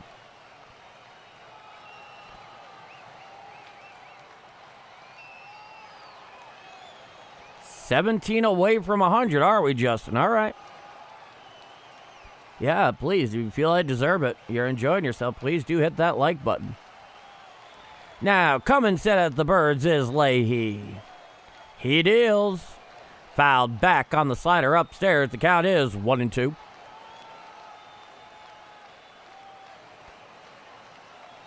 Varsho hitting .245. Next pitch is going to be Leahy's 97th. Whatever happens in this inning, this is most certainly going to be his last. He looks into Jimmy Crooks and sets at the Birds. Runner leads off second. He deals. Hit to the right side. Picked up on a hop by Weatherall. He throws to first in time for the second out of the inning. Akamoto moves from second to third on the play. He managed to get it on a low hop with a sliding stop. Got to his feet. Throw to Burleson for the second out. That's J.J. Weatherall doing his defensive thing. Really very impressive. Very impressive. So a runner on third with 2 out. Here's Ernie Clement, the second baseman. He's 0 for 2 with a strikeout. Struck out in his last at-bat, in fact. Righty matchup, the first pitch. There's a fly ball out into center field. Charging in is Nate Church. He makes the catch. Rolling over in center field for the third and final out of the inning. 1 run on 2 hits, no walks, and 1 left on. After 6 full innings of play, it is all tied at 1 going to the top of the 7th inning. I'm Paul D, and this is Bombers Game Mic. All tied at 1 going top of 7. So I don't know about you, but Kyle Leahy, I mean, what an effort. What an effort. 1 run over 6 innings. Straining that runner at third. Oh, that was a very nice job tonight. I think this is his 6th start in a row that has been, of high caliber. Absolutely, Justin. Absolutely. So I'd like to thank you all so much for spending part of your Friday night here with me on Game Mic. Just as a small programming note, tomorrow's game, first pitch up at Rogers Center. Scheduled first pitch is 2:07 p.m. Central Time. I will be live here on Game Mic at 2 p.m. Central Time. So first pitch, 2:07 p.m. Central Time.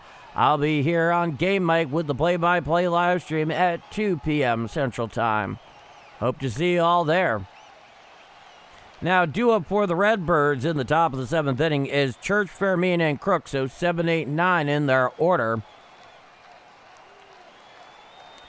Dylan Cease has thrown 96 pitches so far. We'll see if they stay with him there. Of those 96, 57 of them have been strikes. He's gone 6 innings pitched, 3 hits, 1 run earned, 3 walks and 7 strikeouts. Kyle Leahy, 6 innings pitched, 6 hits, 1 run earned, 1 walk, 3 strikeouts. Can't ask for more than that. Now it's going to end up in the hands of the offense in the bullpen. All right, we are here for a top of 7, all tied at 1 game, first of 3. The Dome is open at Rogers Center tonight. Now, Spencer Miles in 29 games, 69 innings pitched, a 3.26 ERA. The first pitch is a sinker up and away and out of the zone to Nate Church, and the count is 1-0. So, Cease's night is over. Gave you his final line a moment ago. Righty-lefty matchup. Miles, he comes wide, the 1-0. A curveball up and away and out of the zone. The count is 2-0. Nate Church is 1 for 2. Scored the Cardinals' sole run of the game on that 2-out single by Jordan Walker that drove him in from third. Now he winds and the 2-0. Fouled straight back on the sinker away. The count is 2-1. Hey, it's Roger Bassman. Tucson checking in from the surface of the sun. 110 all weekend. Might be a puddle of goo on Monday. I don't know how you do it, Roger. Now, Miles winds and deals. Foul down the third baseline and out of play on the sinker up and in. And the count is even at 2-2. This change is brought to you by Panera Bread. Visit Jeff at Mid Rivers Mall. Jeff's a great guy. Nobody on, nobody out. Top of the 7th inning, tied at 1. The 2-2. hit to the right side and into right field for a leadoff single to right off the bat of Nate Church. And the Cardinals have a runner on first, nobody out, here in the top of the 7th inning.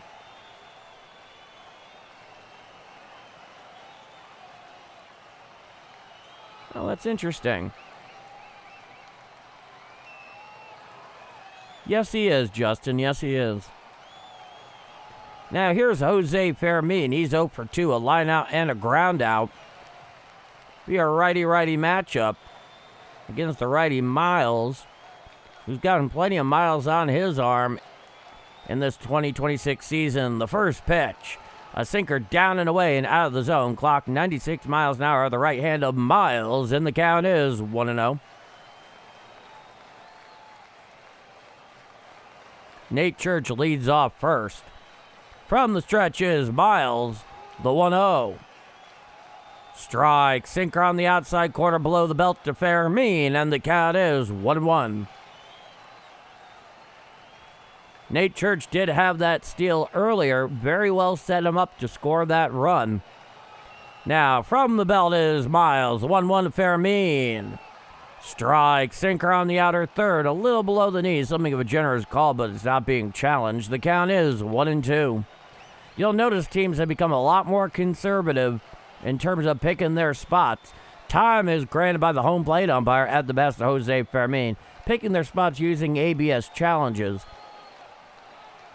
Fascinating watching the strategy behind it evolve in real time. Runner leads off first with nobody out. So 1-2 count. Miles comes set. He deals. Hit on up the middle. Picked up there by the second baseman, Clement. He throws across his body in time to get Fermin for the first out of the inning. Moving up 90 feet from first to second is Nate Church, and the Cardinals have a runner on second with 1 out. Here in the top of the 7th inning, we're all tied at 1. A productive out there, given how weakly he hit it and how much Ernie Clement needed to charge in to get it. It turned into a useful out, a productive out. Now here's Jimmy Crooks, a foul out and a strikeout. Righty-lefty matchup with a runner on second and 1 out. Leading is Church. Coming set is Miles, the first pitch. Foul tipped on the curveball, down and in, and the count is 0-1. So I hope you all are having a wonderful Friday night. It's always good to spend time with all of you who choose to come here to Game Mike.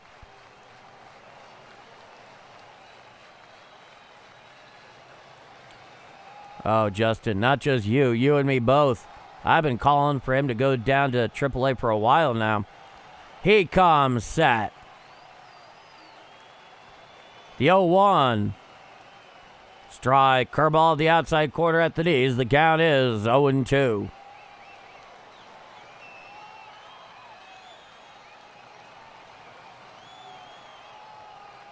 Crooks is back into the box. Miles comes set. The 0-2. Swinging strike 3 on the curveball, down and away for the second out of the inning. So the second strikeout tonight for Jimmy Crooks. I don't know how much longer they can keep him up here and justify a $170 average. I mean, there's only so long a major league hitter can stay on the interstate. Now here, back to the top of the lineup is J.J. Weatherall. He's 0 for 2. Righty-lefty matchup. Runner on second. Coming set is Miles. The first pitch to J.J. Strike. Sinker on the outer third below the belt. The count is 0-1. Neighbors Place has been robbed last 2 nights. Oh boy. Roger. The 0-1. Hit foul on the sinker away, and the count is 0-2. Neighbors has been robbed last 2 nights. Probably putting up security cameras and securing my place. Yeah. I could definitely get behind that.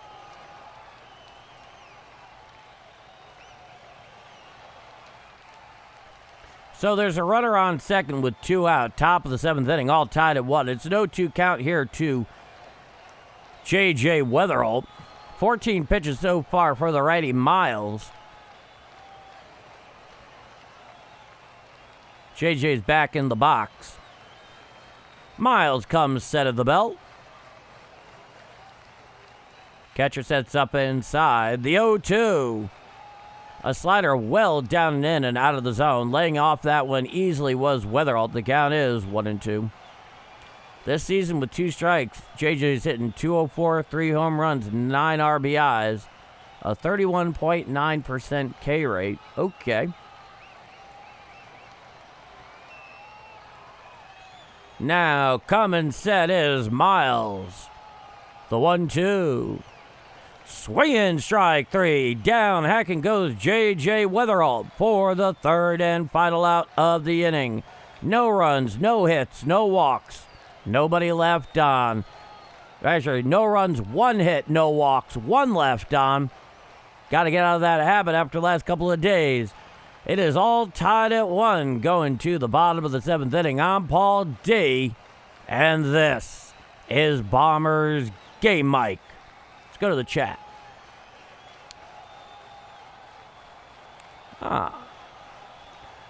Dojebowl, what's the Bloomster thinking about Crux?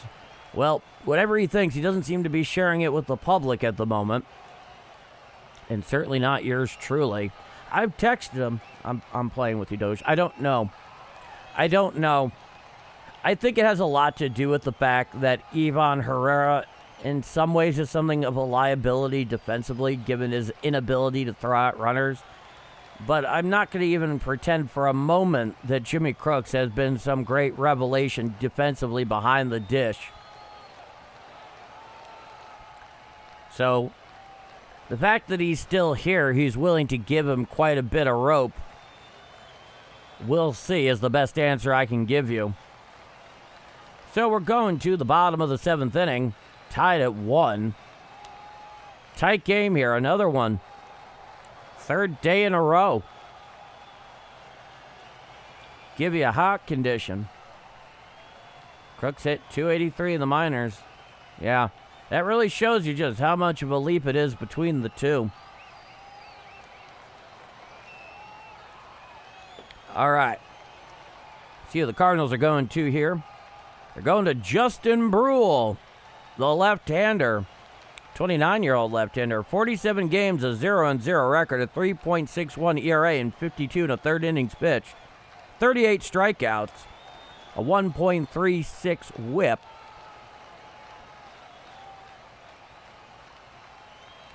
There's going to be a pinch hitter here for Sanchez by the person of Schneider. And not Rob Schneider, unfortunately. Followed by Valenzuela and then Jimenez. So to the bullpen we are, folks. The roller coaster begins. Lefty-righty matchup. The first pitch. Strike, sinker on the outside corner to the pinch hitter Schneider, and the count is 0-1. It's a lefty-righty matchup. Nobody on, nobody out. Bottom of the 7th inning, all tied at 1. Brule comes set. Now the 0-1. A sweeper away and out of the zone. The count is 1-1. Schneider this year is hitting .150. Has a .571 OPS. Brule comes set. The 1-1. Chop foul down the third base side now to play on the sweeper, and the count is 1-2. They sure do, Harold. They sure do.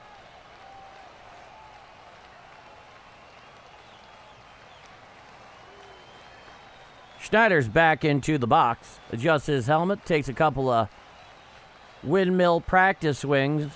Brule sets above the belt. The 1-2. A sinker up and away and out of the zone. The count is 2-2. 2-2.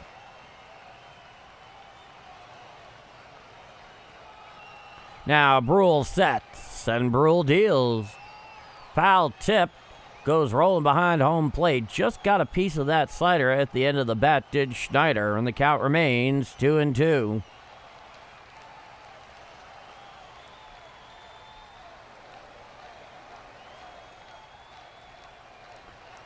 Now, coming set is Brule. The pitch. Swinging strike 3. Down, hacking goes Schneider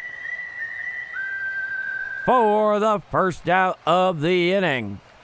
So Justin Brule, first batter faced in relief of Kyle Leahy, gets the strikeout. Now here is the catcher, Valenzuela. He is 2 for 2. Nobody on with 1 out. Bottom of the 7th inning, all tied at 1. It's a lefty-righty matchup. Now the first pitch. Swinging strike over the top of that. Sweeper down and away, and the count is 0-1.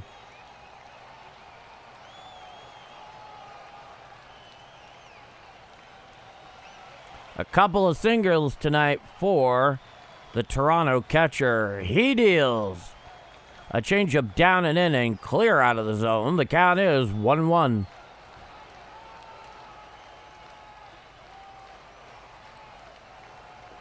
Brule comes set. The pitch.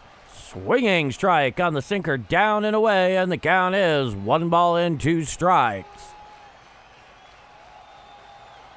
5 likes away from 100. Thank you, everybody. I know we're not there yet, but I thank you anyway, because I really do appreciate it. Now Brule sets and deals. Hit on out there into center field and in for a 1-out base hit off the end of the bat there of the catcher, Valenzuela. And the Blue Jays have a runner on first with 1 out here in the bottom of the 7th inning. He just got a piece of that thing. He's now 3 for 3 tonight.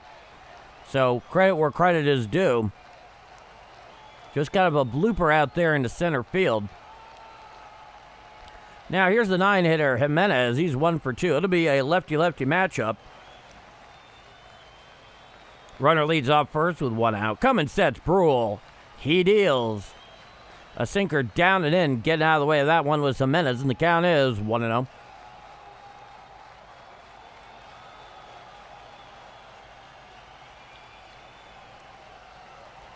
Now, Brule comes set. Runner leads the 1-0. A sinker just off the outside corner. It's ruled a ball. The count is 2-0. Gotta use the support in this chair a bit better. Grab a pillow next time. Now, coming set is Brule. And he steps off the rubber.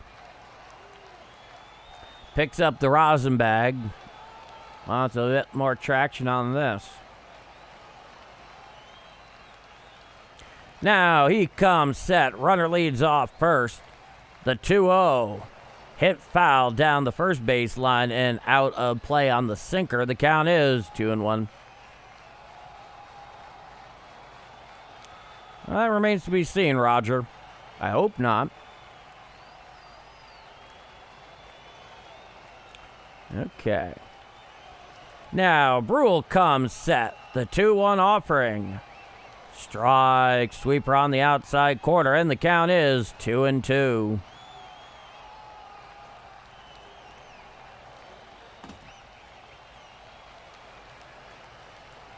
Jimenez gets back in the box. Double taps the plate a couple of times. Looking in is Brule. Runner leads off first. He comes set. The 2-2. A sweeper well away and out of the zone. The count is 3 balls and 2 strikes.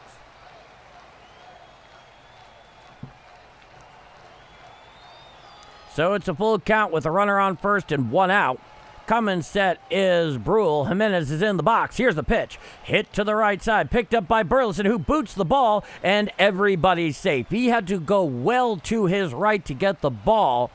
In reality, it probably would have made more sense to let J.J. Weatherall try and charge in and get the ball and get the runner at first, but no dice there. So now runners on first and second with 1 out here in the bottom of the 7th inning. No, Burleson almost went halfway between first and second to get that thing. He put leather on it, but he couldn't get a handle on it in the glove itself. And that's that. Now, back to the top of the order. They got a pinch hitter here for Lukes in the person of Straw. Miles Straw, the 31-year-old. 170 at-bats this year. He's hitting .218. And now Ollie Marmol is going to the bullpen. We have ourselves a pitching change. He's going in for Strelzycki, who I know they recently signed or brought up or whatever the case may be. They recently acquired him, is essentially the point I'm making here. So we have ourselves a pitching change. I'll give you his numbers such as they are in just a moment. Gotta plug in this computer. The things you forget to do when you're in a rush, right? Okay. Come on through. There you go.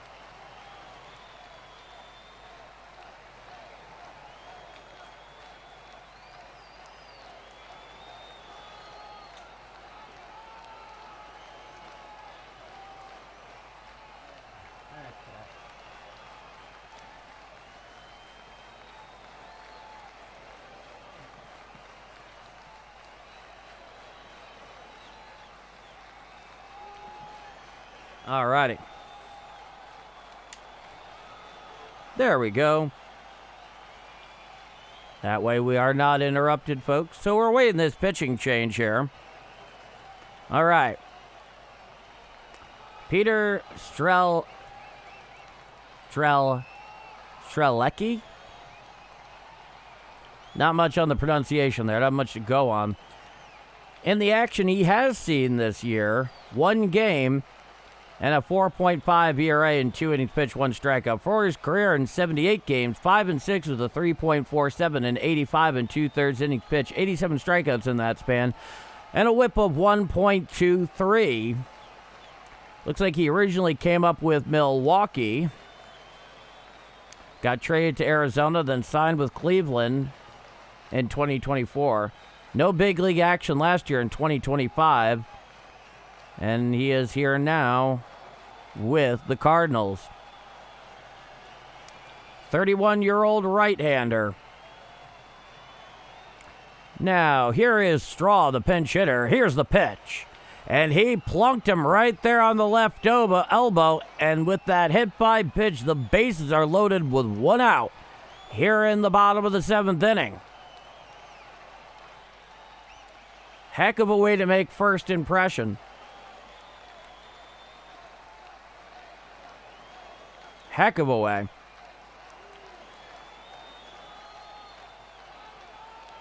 Oh, yeah. Flush there on the left elbow for the right-handed hitter. I tell you. That was not the way he dreamt it up last night, thinking about the possibility being brought into this game. So the bases are loaded with 1 out for Vladimir Guerrero Jr., who's 1 for 3.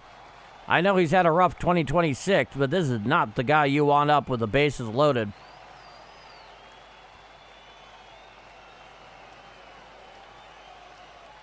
Oh, we're over 100 likes again. Thank you all so much. Are we at 48 games?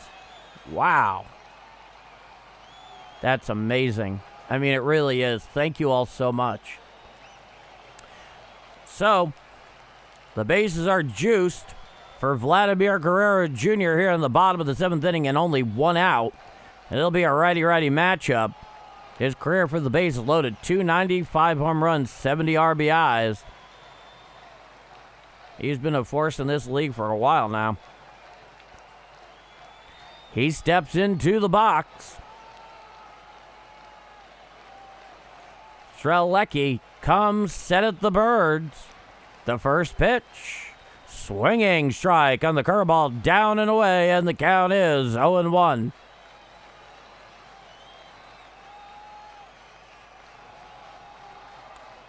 Vlad Jr.'s back into the box. He comes set. The 0-1. A sinker up and away and out of the zone. The count is 1-1. Well, thank you, Alan. I'm glad you're digging it so much. Thank you for letting me know that. Now, he comes set. The 1-1. Hit to the left side, picked up by Mason Wynn. Shove throw to second one. On to first, a double play, an inning-ending double play, and that will do it. So Strzelecki comes in, loads the bases on the first pitch with a hit by pitch, and then gets the inning-ending double play off the bat of Vlad Guerrero Jr., a 6-4-3 double play to end it, and that will do it. So, no runs and left the bases loaded. We go to the top of the 8th inning, all tied at 1. I'm Paul D. If you're enjoying my call of Redbird action here on Game Mike tonight, and you haven't done so already, and you feel I've earned it, please leave a like. It helps out this channel more than you can know, more than I can articulate in reality. And it's helping get out there to more Cardinal fans that need all the help they can get following this team day in and day out. And you'll have my eternal gratitude.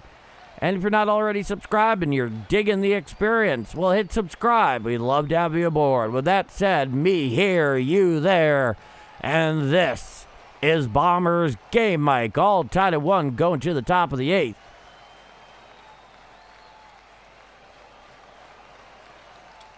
Yeah.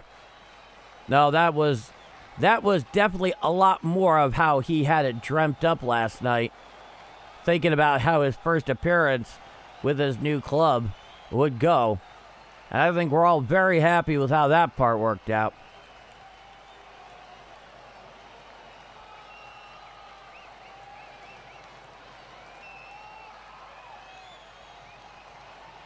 Well, we can only hope, Justin. We can only hope. So, 2 up for the Redbirds in the top of the 8th inning. Jordan Alexander Walker, Alec Burleson, and Ivan Herrera. Jordan Walker, of course, is 1 for 3 with the sole Cardinal RBI in this game. Alec Burleson is 1 for 2 with a strikeout. And Ivan Herrera is 0 for 3 with a strikeout. See where the Blue Jays go pitching-wise. Ah, I see. They're going to the 33-year-old right-hander, Jeff Hoffman. 5-7 with a 4.11 this year. In 46 innings pitched exactly. Now the first pitch. A slider inside. It's ruled a ball, and it's challenged there by Valenzuela behind the plate. So ABS challenge incoming. I think it was a ball, personally. Indeed it was. So the call is confirmed. It is a ball. It's a 1-0 count. And the Blue Jays lose one of their 2 ABS challenges. And they took the challenge away there from the Cardinals on that one, even though they clearly won it on the score bug. The 1-0. Check swing on the slider away. It goes around, and the count is 1-1. Oh, boy. Braylon Beasley with the $10 super. This stream is brought to you by Red Bull. It gives you wings. Yeah, let's make sure you get that right on the camera there. Yeah. Does for me. The 1-1. Swinging strike on the slider away, and the count is 1-2 to Jordan Walker. Thank you so much, Braylon, for the wonderful $10 super. Appreciate that a great deal. I like all the extra angel wing emojis, too. That really works.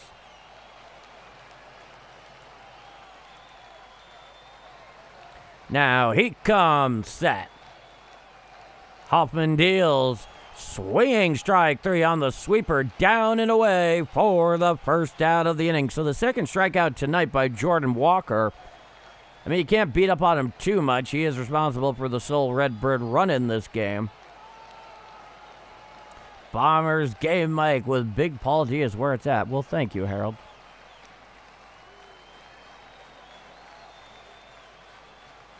Yeah, there we go. Now here is Alec Burleson, righty-lefty matchup. The first pitch. A slider strike outside corner below the belt. The count is 0-1. Nobody on, 1 out. Top of the 8th inning, all tied at 1. Cardinals got themselves out quite a bit of a jam there in the bottom of the 7th. He comes set. Hoffman deals. Foul tipped on the slider down and in, and the count is 0-2.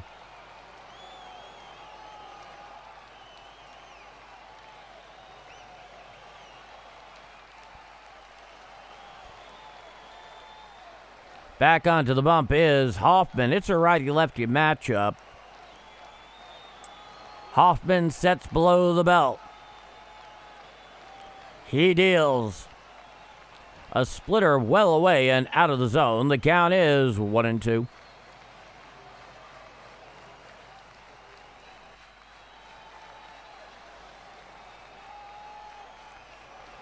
Infield defense playing back end to the right side. Here's the pitch.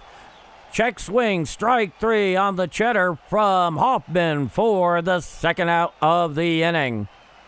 Yeah, he could not hold up on that fastball upstairs. He went around. That's the second out. Now here's Ivan Herrera. He's 0 for 3 with a strikeout himself. So nobody on with 2 out, top of the 8th inning, all tied at 1. Righty-righty matchup. Come in set. The first pitch from Hoffman. Strike, four-seam fastball down Broadway. The count is 0-1. Oh, you're very welcome, J.M. Jones. I'm happy to do it. And thank you for being here. He sets the 0-1. Swinging strike on the four-seam fastball on the inner third, about thigh high, and the count is 0-2. So Hoffman has come in here and done some work, got himself a couple of strikeouts against the middle of the order. He comes set. And the 0-2. Hit right to the right side. Pick up there by Ernie Clement on the ground. He throws to first in time to get Herrera for the third and final out of the inning. No runs, no hits, no walks, nobody left on. The Redbirds, they go down in order. After 7.5 innings of play, we are all tied at 1. I'm Paul D, and this is Bombers Game Mike. Tied at 1, going bottom of 8. Let's go to the chat. Okay. Yeah. Yeah, I could definitely live without it myself, Justin, no doubt. It's not good for a number of health conditions, no question. We'll see what happens. We might get extras again and get another dose of that Manfred runner. I'm telling you, I've had enough of that for a lifetime. Yeah, we all call it Little League. And it is, but even when I was in Little League, like 11, 12, you know, in the rare occasion we had extra innings, there was nobody standing down there at second. Dennis, starting to get thunder over here in Illinois. Okay. Yeah, seriously, Justin, I despise it. I really do. I mean, I know what they're trying to do. I just think what they're trying to do is also a bad idea. Well, we want to shorten up the games. Well, I mean, how many games in a year for even a given team go deep in extra innings? Like, less than you have digits on your fingers. Digits on your hand, I should say. Oh, you didn't miss anything, Joe. We're just talking about how much we hate the Manfred runner.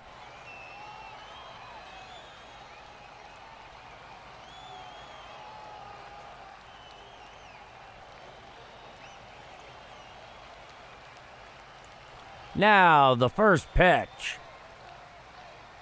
A curveball away and out of the zone. The count is 1-0. Okamoto, the third baseman, is 1 for 3. He will face Strelzecki. Here's the pitch. Strike, sinker on the outside corner, thigh high, and the count is 1-1.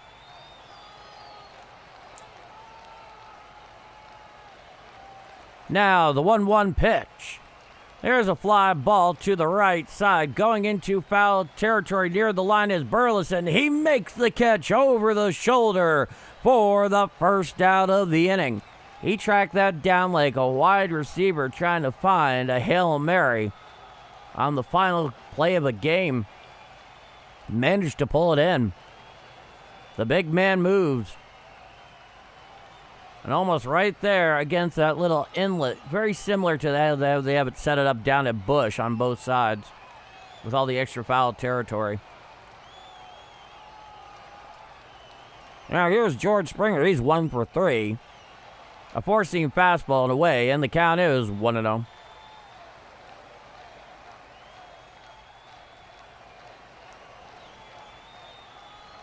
Now the 1-0 pitch. A sinker away and out of the zone. The count is 2-0.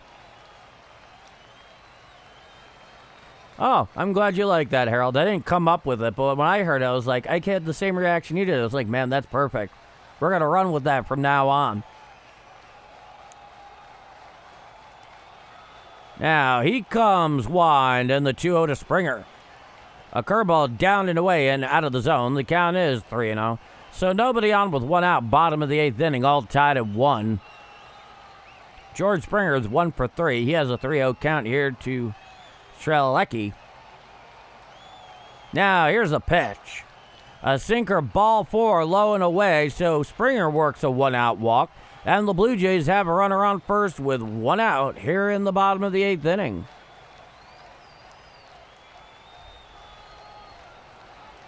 Cards Clips. I definitely appreciative of all you do, the hard work you do. I live in Arizona. Hey, you're very welcome, Cards Clips. And the $20 super from Neilio. Get back to that in a moment. Now, here is Varsho, the left-handed hitter. Here's the pitch. A curveball down and away and out of the zone. The count is 1-0. Oh, Neilio, the $20 super. Thank you so much. I'm glad you're digging it as much as you do off the bat. That's extremely generous. I can't thank you enough. Now, Strzelecki comes set. Runner leads off first. The 1-0 pitch. A sinker down and away and out of the zone. The count is 2-0. He seems to be having trouble hitting his spots here in the last couple of batters. No, thank you so much, Neilio. It's beyond appreciated, to say the least. It's very generous. Now, here's a pitch. A sinker up and away and out of the zone. The count is 3-0. So 7 straight out of the zone here for Strzelecki. Or Strzelecki? A lot of consonants in a row in the first part of the name. He comes set, the 3-0. And he foul-tipped it, rolls foul to the left of Jimmy Crooks. The count is 3-1.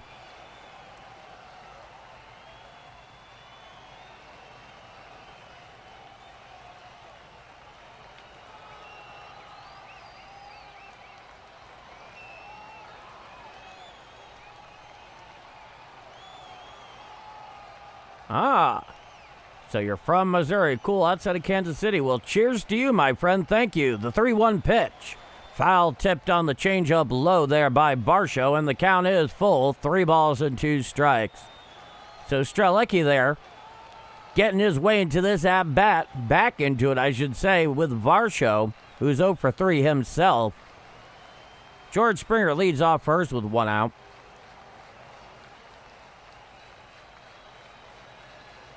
He comes set, the 3-2. Ball 4 on the curveball away, so Varsho works a 1-out walk. And now the Blue Jays have runners on first and second with 1 out. Here in the bottom of the 8th inning, we are all tied at 1. Oh, boy.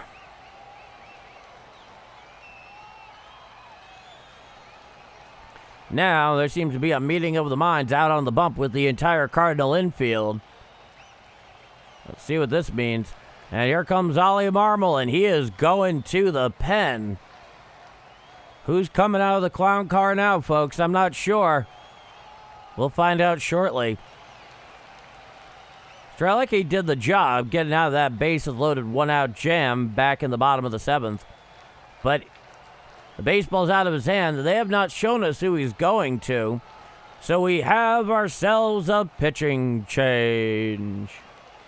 A Delta.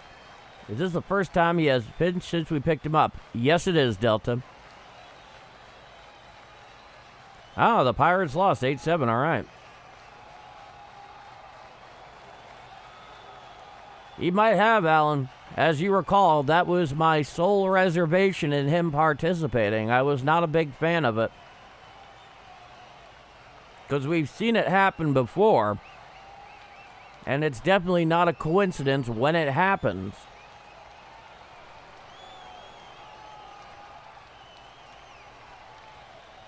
This pitching is brought to you by Steve's Hot Dogs. Try the Paul D. Chili Deluxe Dog today. Steve's is getting a lot of free advertising here and doesn't even know we exist. Maybe one day they will. I'm okay with that. I have no issues plugging a good small business pro bono when they have an excellent product that I adore.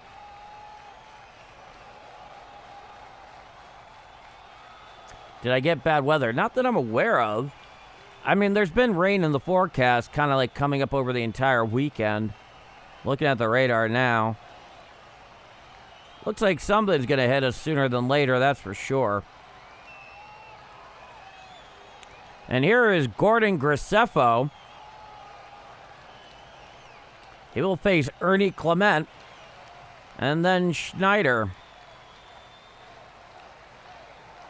Davis Schneider. So the second baseman, the AL All-Star this year, Ernie Clement's going to face Gordon Graceffo.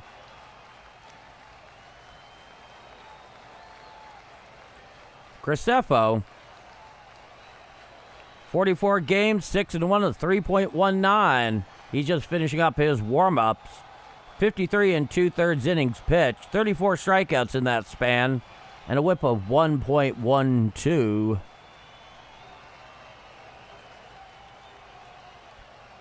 Runners on first and second with one out. Here in the bottom of the eighth, all tied at 1. Graceffo is ready to go. And so are we. He looks into Jimmy Crooks. Righty-righty matchup against Ernie Clement, who's 0 for 3. The first pitch. A slider upstairs out of the zone. The count is 1-0.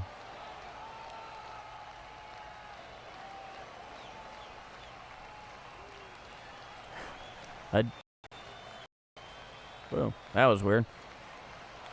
Now the 1-0 pitch. A four-seam fastball down and in and out of the zone. The count is 2-0.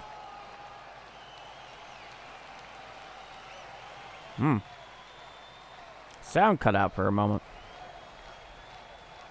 Now he comes set at the Birds. The 2-0. Chop foul down the third baseline and out of play on the sinker. And the count is 2-1.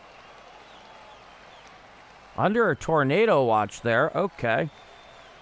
We don't have that here where I am. Certainly not yet. It's just showing isolated thunderstorms. 76 degrees. But something big's about to come through. I can see it on the radar from west to east. Right in the path of it here. Now he comes set. The 2-1 offering. A slider down and away and out of the zone. Did he go around? No, says Blue down the the first baseline. And the count is 3-1 to Ernie Clement.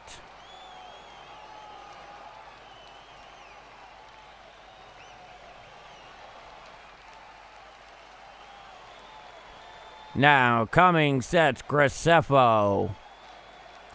He deals. Chop foul down the third baseline and out of play on the four-seam fastball, clear in. And the count is full, 3 balls and 2 strikes. Ernie Clement is back into the box. Graceffo looks in. Sets at the Birds. The pitch. Ball 4, and it gets away from Jimmy Crooks, but it doesn't matter very much because it is indeed ball 4. And the bases are loaded with 1 out here in the bottom of the 8th inning, all tied at 1. Due up is Schneider. He got put into left field as a pinch hitter earlier for Sanchez. Sitting 148 this year. So the bases are indeed juiced here in this tie ball game.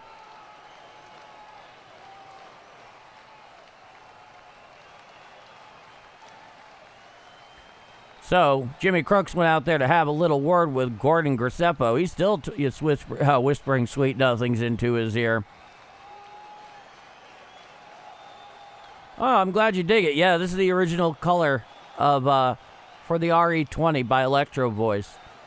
They also sell one that's a blacked out version that looks pretty cool, but I had to go with the original olive, almost kind of like army-ish color on the old fatigues. Now here is Luis Aria pinch hitting for Schneider. 214 righty-righty matchup in 21 games, 3 home runs, 4 RBIs. Righty-righty matchup. The first pitch. Strike to Urias, and the count is 0-1.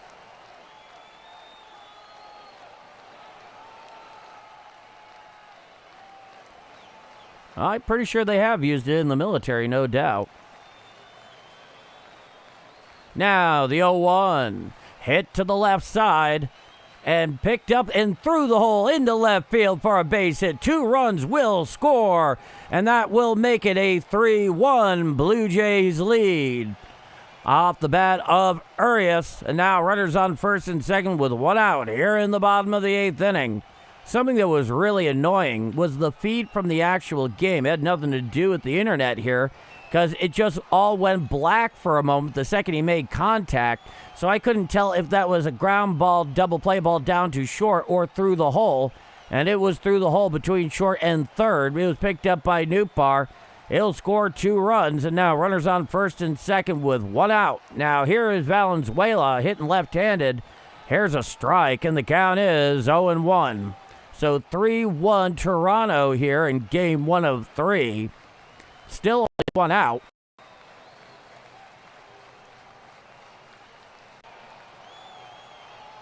Graceffo sets. Now the 0-1. Chop foul rolls over towards the on-deck circle for the Blue Jays, and the count is 0-2. Hey, little bit. Come here, honey. Yeah, good to see you. Yeah. It's an 0-2 count. Graceffo sets at the Birds. And the 0-2 pitch. Hit foul down the third base side. It goes into the stands, and the count remains 0-2. Yeah. You plop right down here. Yeah. So it's an 0-2 count here to Brandon Valenzuela. Yeah.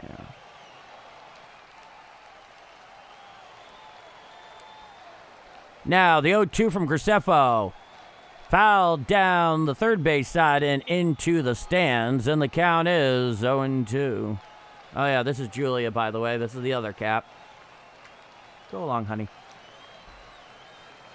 Yeah, she's great. Yeah, I know. Don't worry, I won't pick you up again. Now, Graceffo sets at the Birds. The 0-2 pitch. Hit to the right side. Picked up by Weatherall on a hop. He throws the second one on to first. A double play. An inning-ending double play, and that will do it.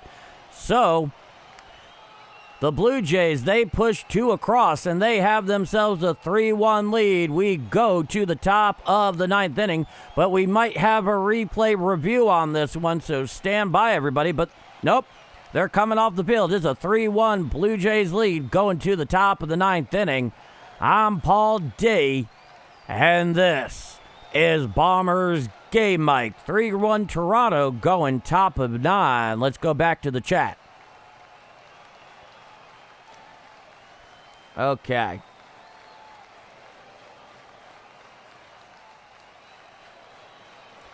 Jeez, looked like I missed. I had some people over. It was a great game until about the bottom of the 8th inning, Dwayne, no question. I'll give their staff this. They're consistent with performance. Well put, Nelia.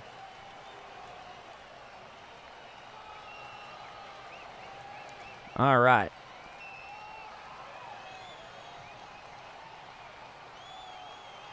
Oh, her? No, she's actually quite small. She's not the big one. She's maybe 5 or 6 pounds. She's a teeny one. The other one, Cy, who found his way on camera yesterday, he's the big one. And by big, I don't mean fat. There's not a bit of fat on him. I've never really described a cat like this before, but Cy could very well be described as jacked. I have a jacked cat. He's like 25 pounds skinny. It's all muscle. Believe me, I can't even believe it sometimes. The cat's massive. It's like having a small mountain lion in my house. This is what I get for eating. I didn't even look at the score. Oh, I have to imagine whatever you're eating was better than that bottom of the 8th inning.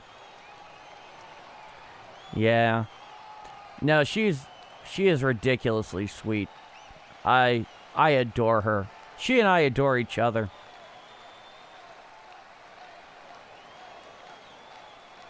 Oh boy. Rush Dash, you didn't miss much there in that bottom of the 8th.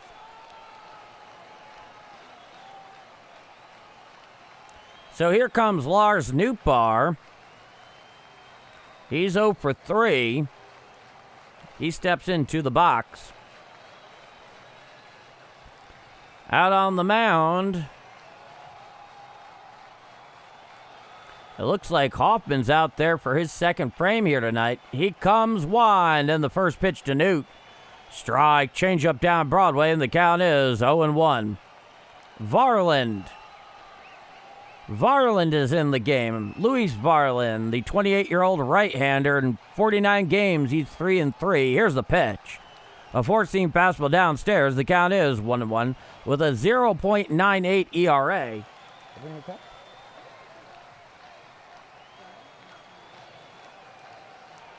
Oh, the 1-1 pitch.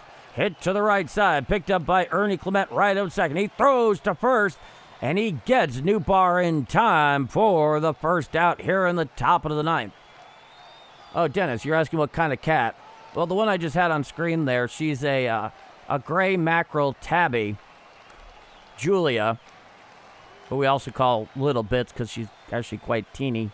And then there's the big one, Cy, who's not named for Cy Young, though I can't blame you for thinking that. He's named after Cyrus the Great. Here is Mason Wynn. Coming wide is Varland, the first pitch. A slider away and out of the zone. The count is 1-0. We're not entirely sure what he is. Though he shows a lot of interesting signs of being a very particular kind of cat. The 1-0 pitch. Sinker strike down Broadway, and the count is 1-1. If you've ever seen like a third or fourth generation Savannah cat, that's what Cy looks like. Now, the 1-1 from Varland. Strike, four-seam fastball outside corner thigh high, and the count is 1-2. Oh, you have a Russian Blue, Joe? Oh, that's a big honking cat. And you have all black female. I'm glad to see you're also a cat person, brother Joe. Now, the 1-2, hit to the right side and into right field for a one-out single off the bat of Mason Wynn. And the Cardinals have a runner on first with 1 out here in the top of the 9th inning against Luis Varland. They have a Varland and a Varsho. There's a challenge in that somewhere. Now, here comes Nate Church. At least that's who's due up.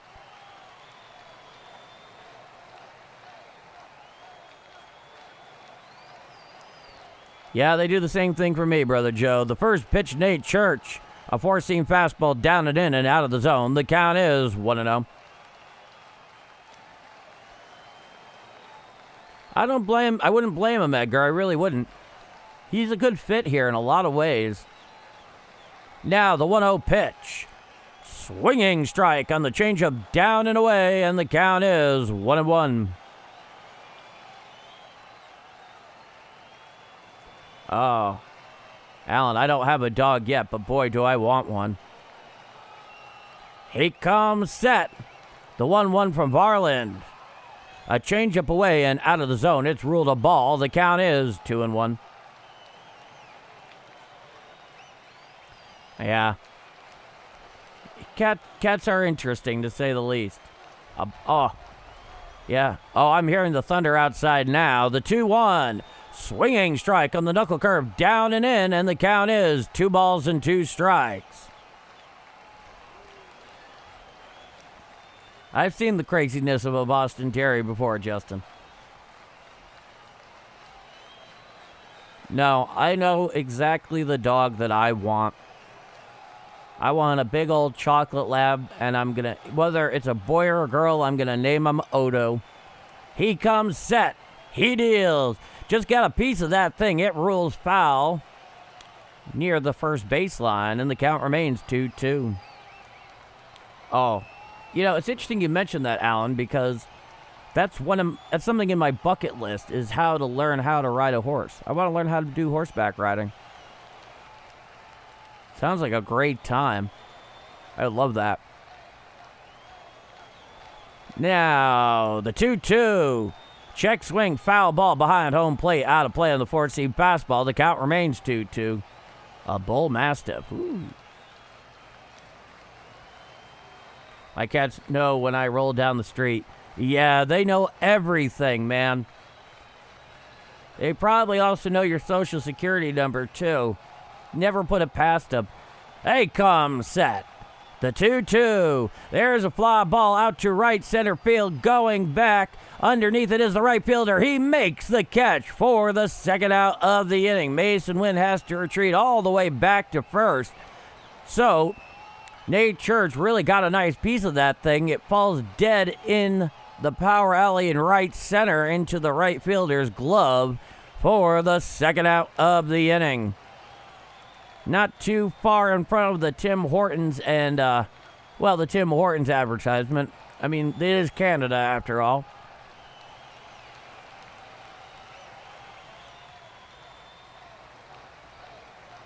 Now the pitch hit to the left side, picked up there at third. He throws to second for the force for the third and final out of the inning, and that will do it. It's a 3-1 Toronto victory here in game 1 of 3 in this weekend set up at Rogers Center, and that will do it. I'd like to thank you all so much for spending part of your Friday evening with me here on Game Mike. 3-1 Toronto is your final. It was close to the bottom of the 8th, but no dice, folks. We'll be back tomorrow. As the programming note, tomorrow's game starts at 2:07 p.m. Central Time. I'll be live here on Game Mike at 2 p.m. even, top of the hour Central Time for the play-by-play live stream. So 2:07 p.m. Central Time, first pitch from Rogers Center in Toronto. I'll be live here on Game Mike at 2 p.m. with the play-by-play live stream. Hope to see you all here. So thank you all so much. No, you're not bothering me at all, Brother Joe. You got nothing to apologize for. I enjoy it. You bring a lot of fun to this, believe me. All right, everybody. Thank you all so much. Have a great night, Jack. Good evening, Paul D. See you all tomorrow night. Absolutely. Well, tomorrow afternoon, really. Delta later. Well, thanks for the calls, Paul, and all the support in the chat. See you next one. Be well, Delta. Jimmy, great call, Paul. Thanks for being here, Jimmy. Oxnard, California calls for us both. Dogeball, thanks, Paul D. You got it. 3 Prem in Toronto and Ithaca. Yeah. Yep, you're in the Eastern time zone. J.M. Jones, thanks, Paul, and good evening. Good evening to you, J.M. Jones. All right, everybody. This has been a presentation of Bombers Game Mike. 3-1 Toronto is your final. I'll see you tomorrow afternoon at 2 p.m. Central Time. 2:07 p.m. Central Time, first pitch from Rogers Center in Toronto, Ontario, Canada. Hodag, great call as always, even the disappointing Cardinals losses recently. Thank you, Hodag. Hope everything is going well up there in Green Bay. Everybody, you have a good night. Bombers Game Mike over and out. Be well, both you and yours, wherever you may be. Thank you all, and I'll see you tomorrow afternoon. Have a good night.